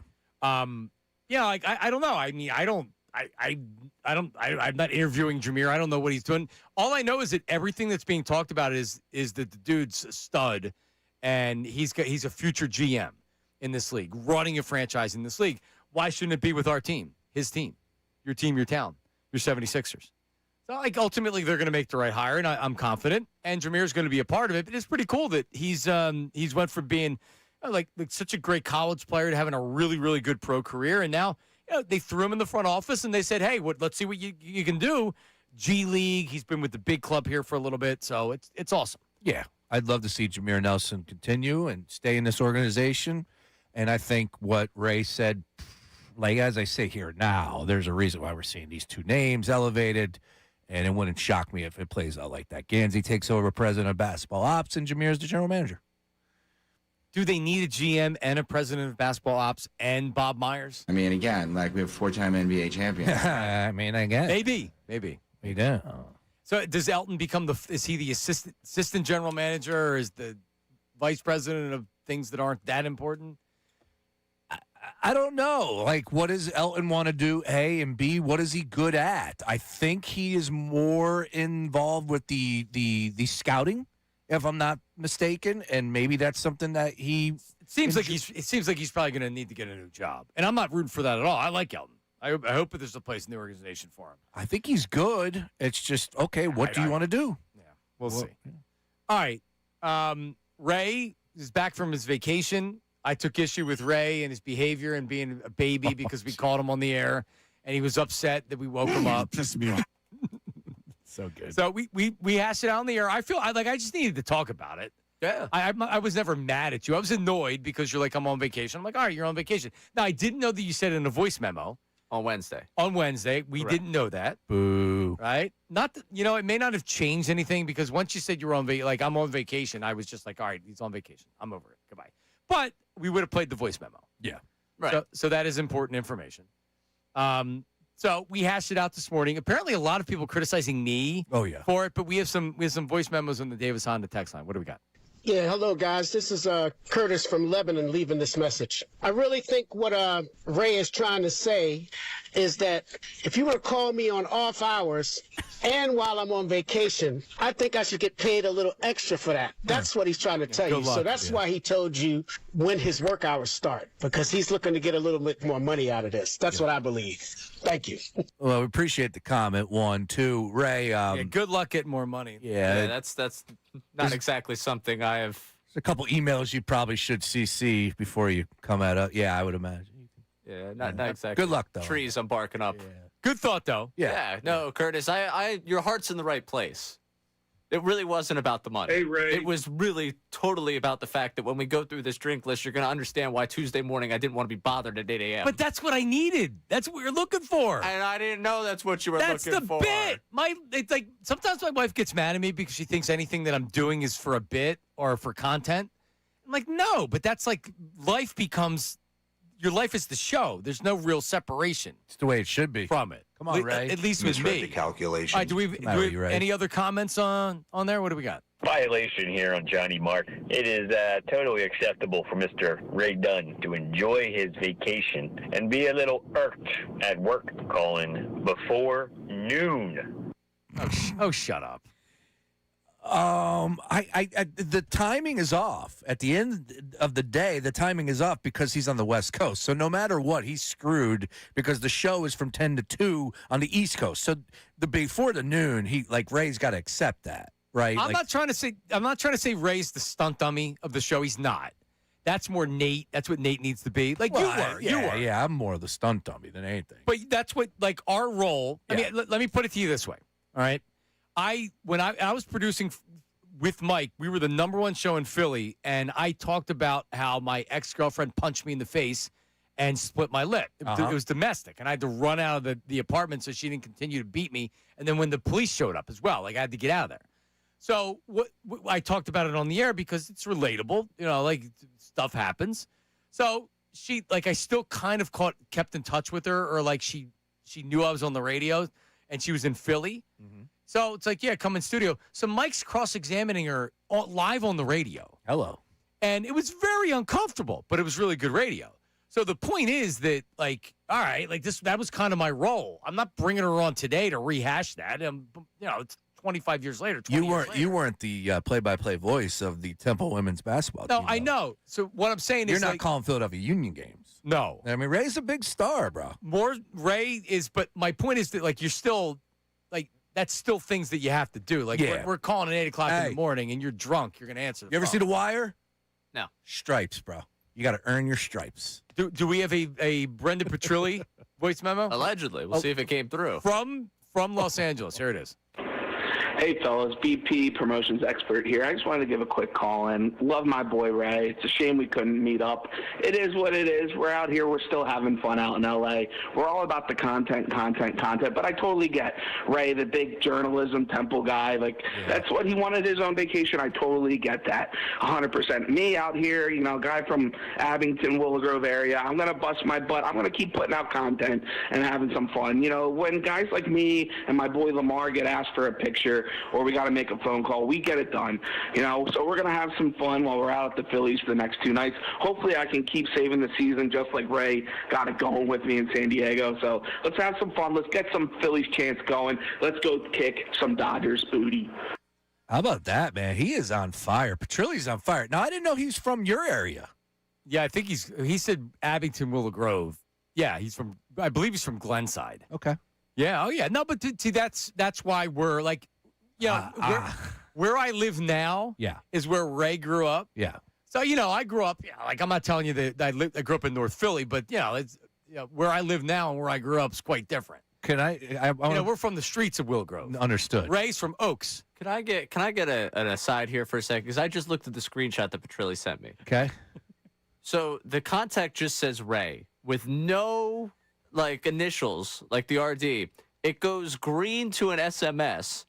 And the text says it was sent today at 10:35. The screenshot's from 10:36 in the morning. Yeah.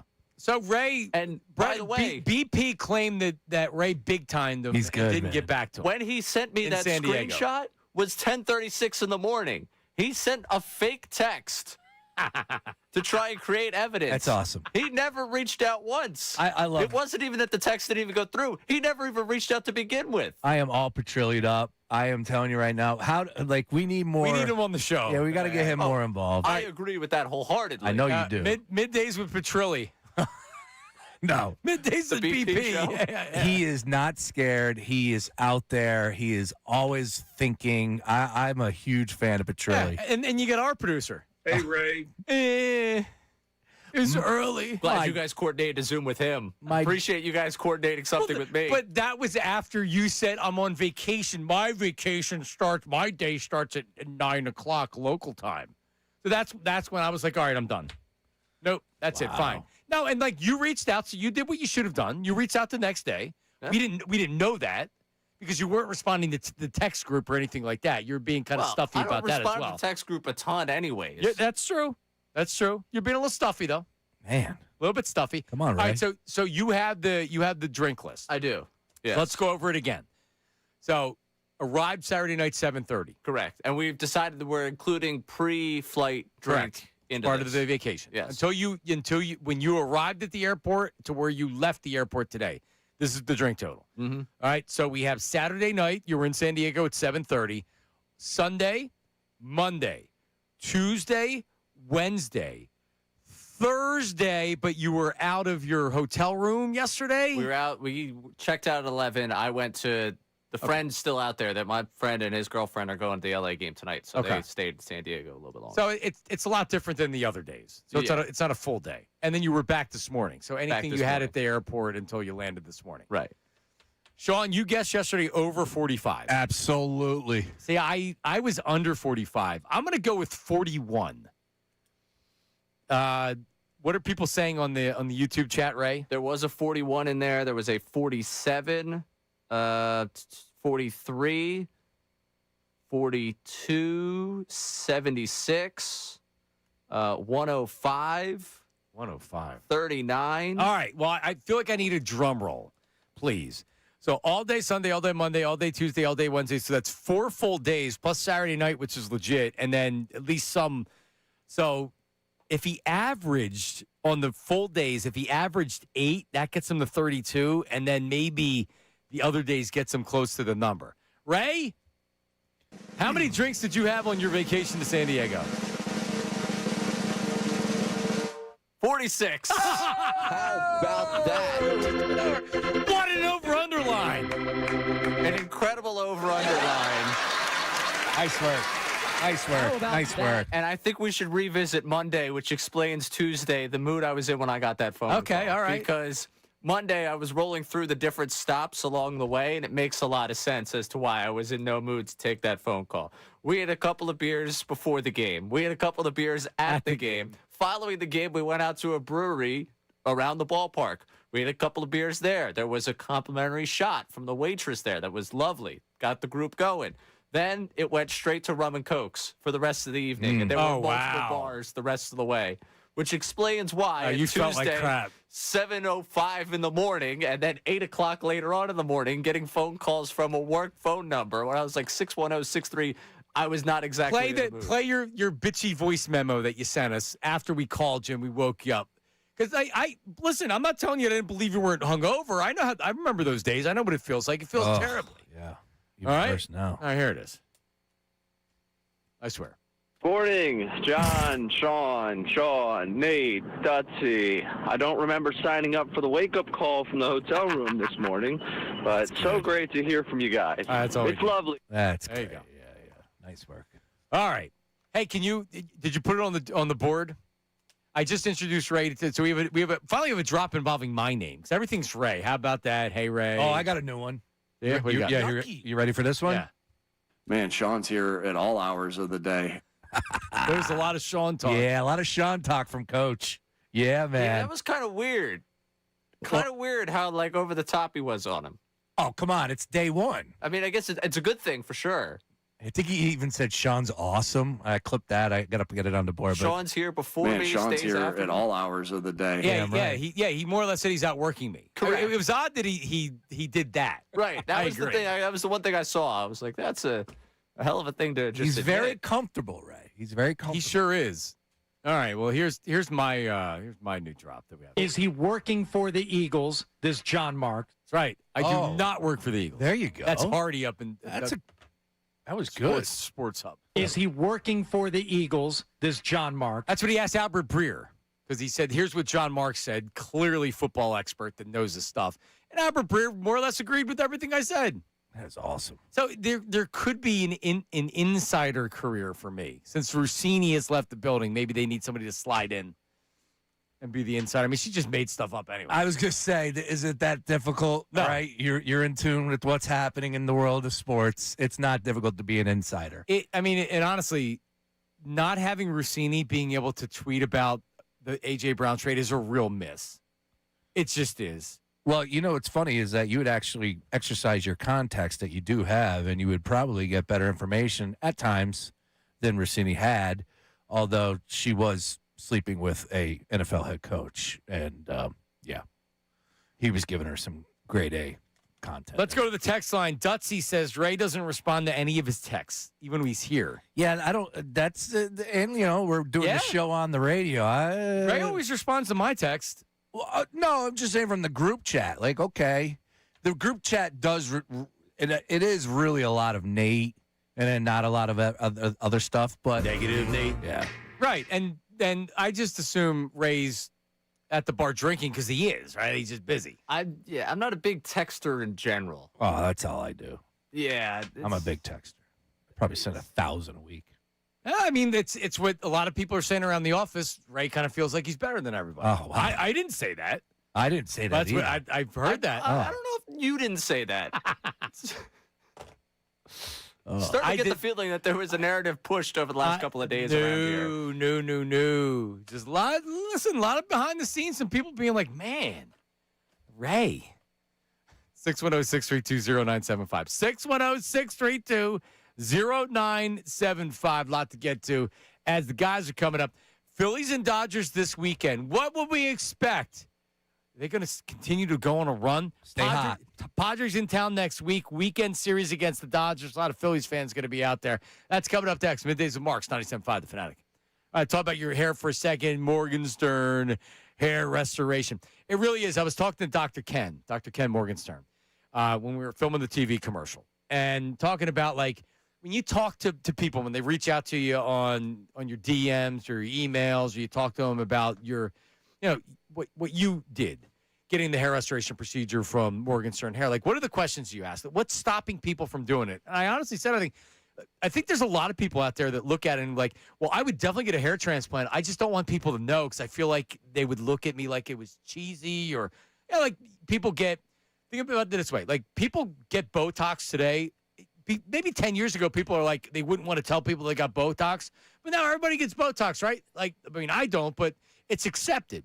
If you want to get hair restoration, you want to get a hair transplant from Morgenstern Hair, you can get your hair back. And there's really I'm asked all the time, like, did it live up to you? Like, what are your expectations? My expectations going in were like, I didn't really know what my expectations were. I was like, all right, I'm going to try it. The way it's explained to me, it seems like that it's a good idea. Man, it exceeded expectations. It really did. So all phases of hair loss, whether it's the hair transplants that I got or the maintenance, which I still get every year, if you're losing your hair and you just don't want to lose any more, Morgenstern Hair, where you go matters, right? It's a lot of Johnny-come-lately places that have maybe popped up over there. Don't go to Turkey to get a hair transplant. Trust me, it's a bad idea. But you go to the place that's been doing it for so long. The hair team at Morgenstern Hair, over 30 years of doing it. Where you go matters. Bala, Kenwood, Wayne, Pennsylvania, Lancaster, Pennsylvania. 610-831-HAIR. 610-831-HAIR. MorgensternHair.com. Morgan with an E. MorgensternHair.com. Now on 97.5 The Fanatic Sports Update.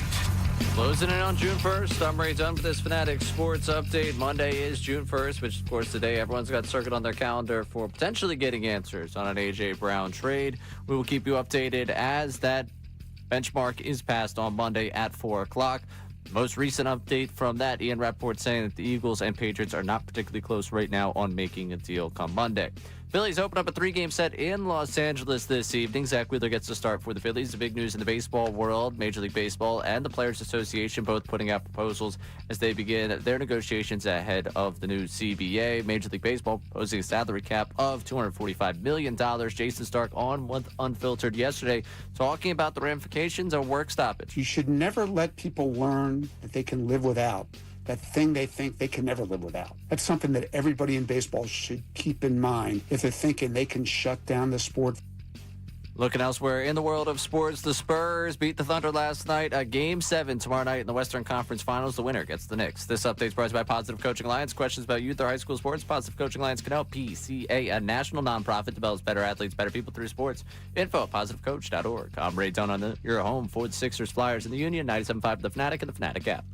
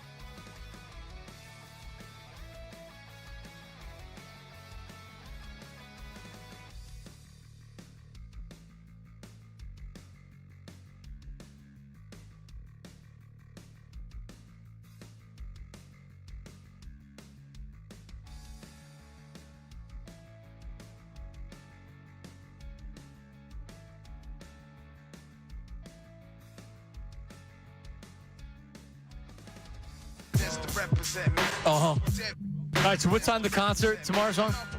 Tomorrow, it's all day affair. It's an all-day affair. So when do you go? What time? So Jay-Z reportedly would be taking a stage with the Roots at 9:15. Right. When am I going? De La Soul is at 5:45. My daughter has a dance recital tomorrow. You should see her, man. It's so it chokes me up. She's getting a little too old for me, Johnny. Already 6 years old, makeup. She's got this whole So get it's this weekend. Oh man, I think mine it's tomorrow. mine might actually be. I have a daddy daughter on. Oh, do you? Oof. On I think it's not next week, but the following week. How old is the daughter for that one? Bella is 4, going to be 5. And you're going to a daddy-daughter dance at that age? Oh, I Yeah. haven't had one yet. Well, so she has her recital. Yeah. And then in the spring, they do daddy daughter to where if you want to be, so one of the acts is the daddy daughter comes out. You don't have to do it, but Gotcha. because they want to make more money, so they offer the daddy daughter. And I then like that. Whatever. So yeah, so I'm doing it. I've done it with all my girls. I'm not even really practicing this time because I already know the routine. I just need to look at the dance. So tomorrow, look, local flavor. My guy Bino French, he's an R&B stud. He'll be on the big stage at 2:30. I'd love to be there for him on that one, but I don't know what's going to happen. However, I'll just put it to you this way. DJ Jazzy Jeff at 6:15, De La Soul at 5:45. That's where I want to be. That's where I want to be. So you'll be there 5-ish. Okay, that's what I figured. Yep. And then when Jay-Z and the Roots come on at 9:15, look out. Oh, you're going to be in your zone. Oh! You're going to be in your auto zone, the Sean zone. Whatever reason, ain't no telling where I... That's what they be yelling.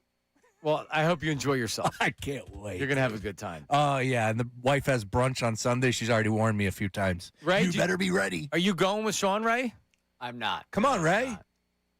You can go after your soccer broadcast. You're down at Live Casino on Saturday, 2 to 4. Big soccer broadcast. Looking forward to it. Yeah, I don't know what I'm doing Saturday night. I'm giving you an idea for Saturday might night. be a reset. Yeah, how much? Listen, I just dropped a lot of money out in San Diego. You think I could be just? I'm just kidding. Throw money around. Jermaine Dupri at 7:45. Really? With Ferraris and Jaguars and things. Money ain't a thing. God, I can't imagine going and. You know who's coming with me? No, John Kincade. No, I involved Kincade. Me and Kincade are going to take in the Roots picnic. Just so you know, if we do flip to the Hot 97.5, John Kincade will remain in the mornings. Yes, the name of the show is The Culture with John Kincade. Correct. I think it's a great hit. Ed Lover might come down from New York and co-host. Andrew might be out of the. Love it. Love it. Ed Lover, Dr. Dre, and John Kincade. Oh. Hot 97.5. I would tune in. Could we do a mock Kincade? Because you got to talk to the Post, where he's talking up what's going on. Because I used to do this. Where He'd be a good radio DJ. Think? Yeah, Kincade. You know what oldies? Oh, I don't know about music if he knows his music, but he can. He's quick and opinionated. So that's the key. You got to be 8 seconds. Boom, boom. Not even 8. Some of those things are like 5 seconds. No, but you're thinking voice tracking. Yeah. I'm thinking you get the longer lead into where you got to talk to the Post. Gotcha. He gives the weather. Yeah. Or something. And he says, coming up at 9 o'clock, your chance to win a vacation to the Bahamas. But first, here's Biggie. Oh, that's perfect. Biggie. That's perfect. Yeah. Perfect. Right? And he would, of course, know when to talk to because he knows all those. When I think gangster rap music, I'm thinking John Kincade and his. Wonder what Kincade does listen to. Wonder what he does. What is his flavor? Have we ever heard? Again, I am all about listening to him inside the mind of John Kincade. Totally. That's a segment. I'm fascinated. We are going to do. He is heavy on Twitter. He was yelling about pizza the other day. Yeah, he's mad about stop pretending you love Boardwalk pizza. No, you don't. You're not craving it. No, John, actually, I do crave Manco and Manco pizza. I'm craving it right now. I love it. I'm not telling you it's the best pizza out there, but once it starts to get I can't wait to go. The first night we go to Ocean City, we eat Manco and Manco because I do crave it. Yeah. And I get more pizza than I should. I order I'm getting 3-4 pies, easy. Good. Yeah, it's pepperoni. On vacation. Man, you kidding me? Stuff it up. Yeah, like Ray. He's on vacation. I'm on vacation. No longer on vacation. So good. I would think Kincaid's listening to Is he a country guy? No, I don't think he's a country guy. Is he this day and age, or is he like Hall & Oates? Is he back in the day? I don't know if Hall & Oates, I don't know. We'll have to check in. We'll have to bet or figure it out. So John did the most John. It's the most John thing ever. Because like I'll be cleaning up pee in my car because my daughter peed in the car, or I'll be like, behind the air conditioner. I got to do it this weekend.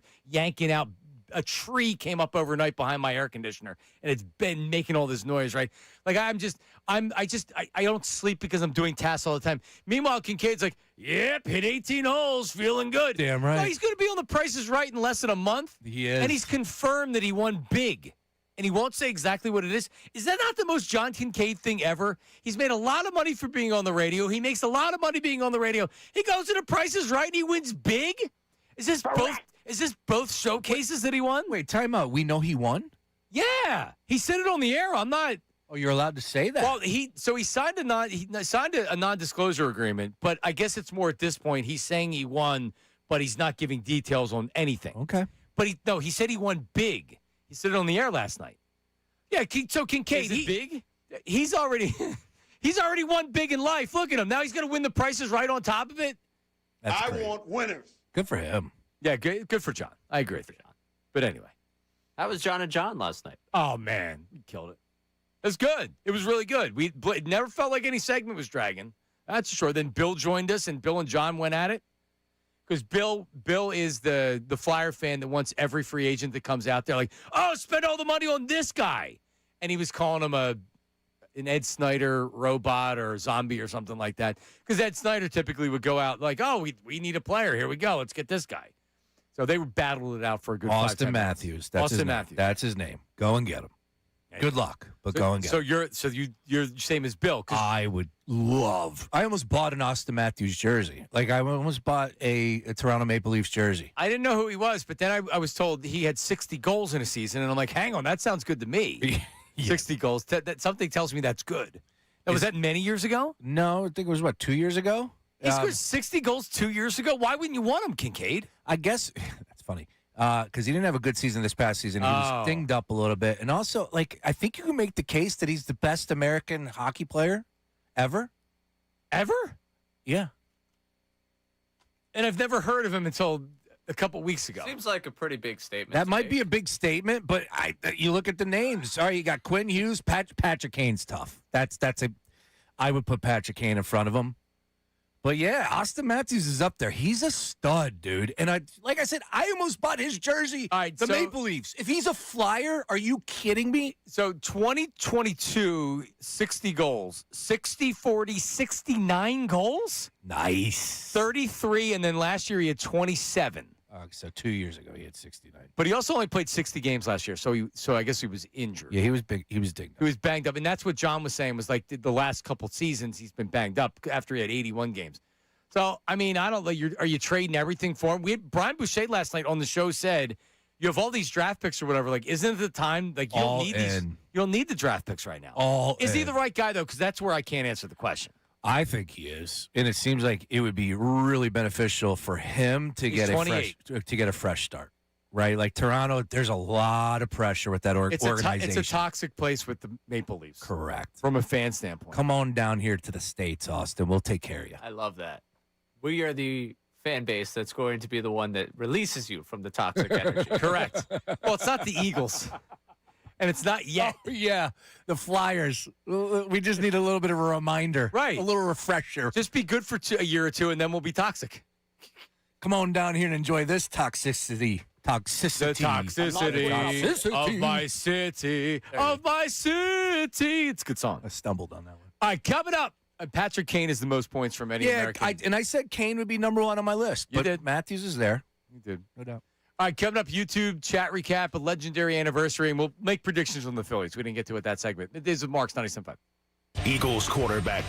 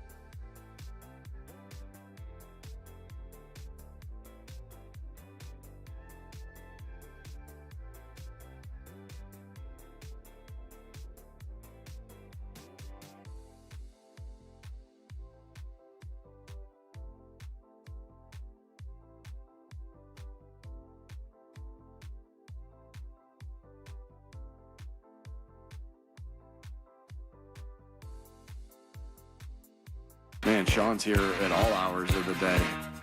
Thanks, Coach.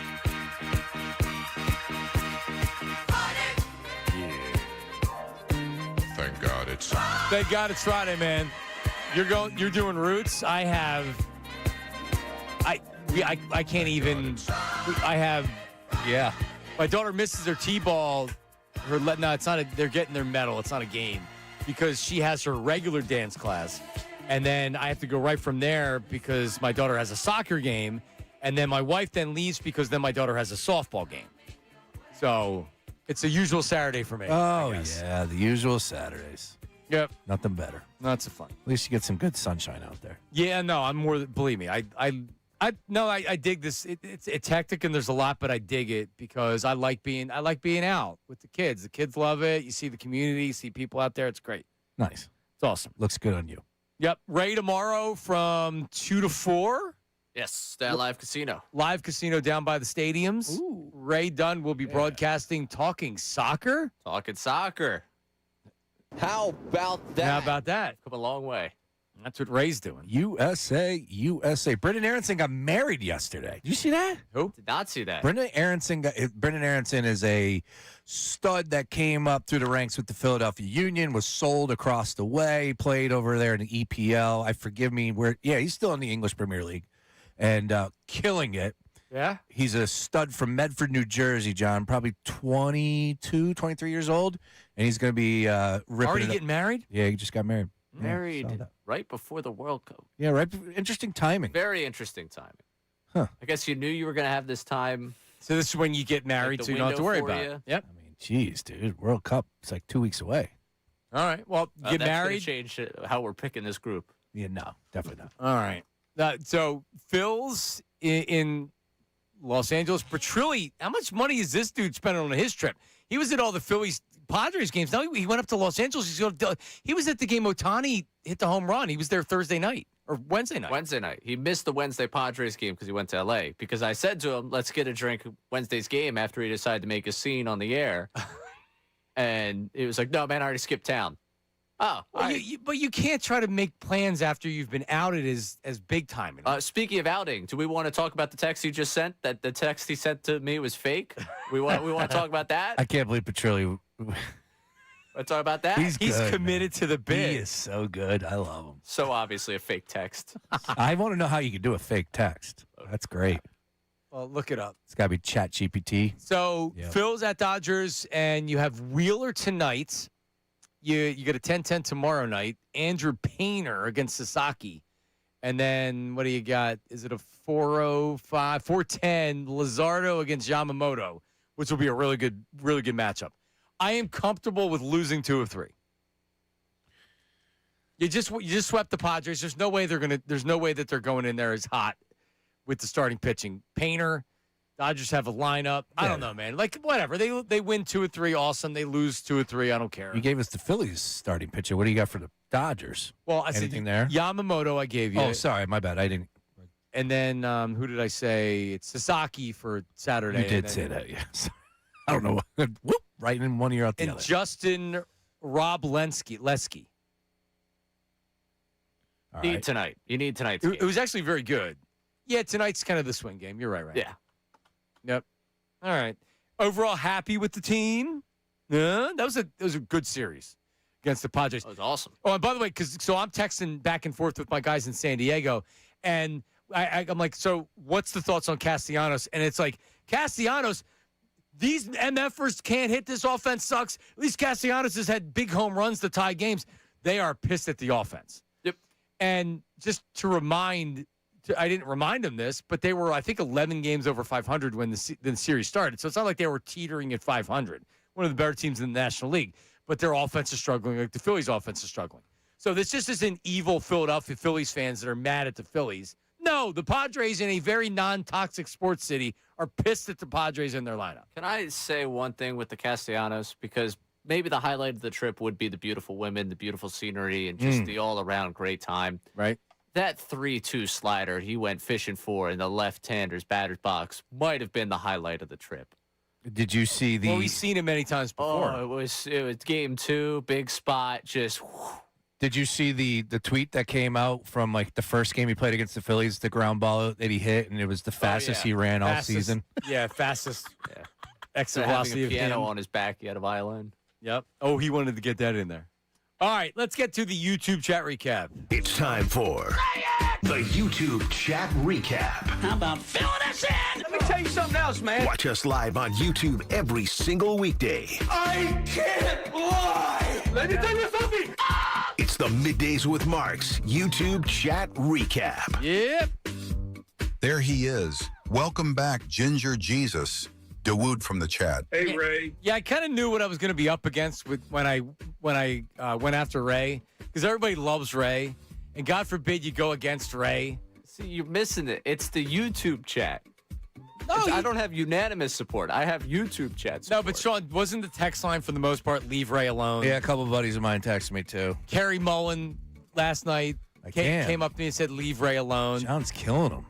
Yeah. Like, it's part of the show. Just enjoy. Enjoy the ride. Enjoy the ride. Enjoy the program. Hey, don't worry about it. Enjoy the win, man. All right, what's next? John doesn't understand. Everyone thinks John was in the wrong regarding Ray. Neil from the chat. I do understand that. That's actually great timing. I do understand that. But here's the thing about it. I'm still right, and you're all wrong about it. Like, give me a break. Is this just because this now? Is this what I have to deal with everybody under 30? Everybody's entitled.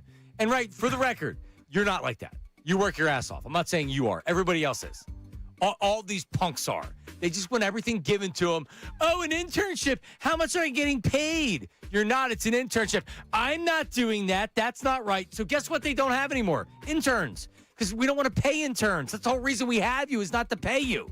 So now you don't get the internships. Where would you have been without an illegal internship 20 years ago? Oh, if you ask my wife, in a ditch. Yeah. I think I would be somewhere, probably at some bar, bartending down in the Keys. I would still be doing radio. It would have been a lot more difficult to get your foot in the door if you don't have an opportunity to be an intern. And then you shine over the other interns. And then you get hired because they like you. And then you work your way up. There's no internship. No. So you're taking that part out of it.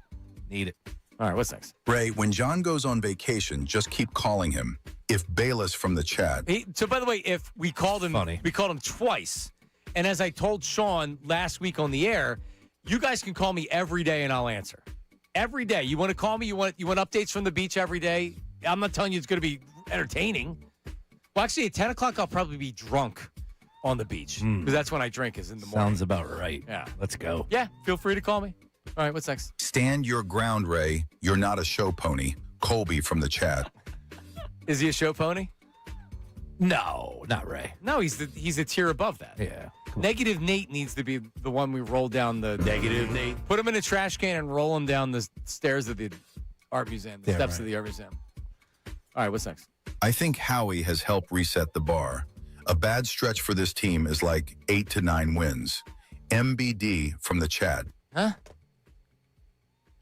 I think speaking regarding the hot seat for Hertz and Sirianni. Oh, our bar for changes is a lot higher. All right, the Eagles win. Eagles win 9 games. They lose in the playoffs. Does anybody lose their job? Just because Jalen Hurts doesn't have a lot of more guaranteed money, isn't there writing on the wall? They brought in a new offensive coordinator. I know the details matter, and probably the most likely scenario is they both come back. Yeah, they've earned the right to come back. But I mean, also, people don't realize how when it gets hot here, man, it gets hot here with the Eagles. Well, Jalen would just like a little bit more consistency and stop playing coordinator roulette. That's all. Yep, which Sean said yesterday, and it was a good take. It was a very good take. There he is, Bill Colarillo, Ricky Battalico. What's up, Ricky? It feels like a summertime Friday. It is a Friday. Yeah, it feels like it. Ricky's acting like it. And the Phillies are at the West Coast, so there's no 7 o'clock game. So I will be up later watching the game for sure. I love these. Yeah. You need a nap. I don't know what I need. All right, coming up next, Unfiltered, Ricky and Bill. Everybody have a great weekend. Listen to Ray tomorrow, 2 to 4. Go down and see him at Live Casino. Talk to you Monday. See you.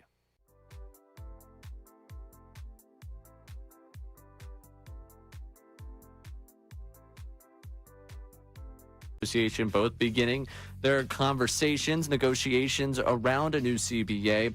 Major League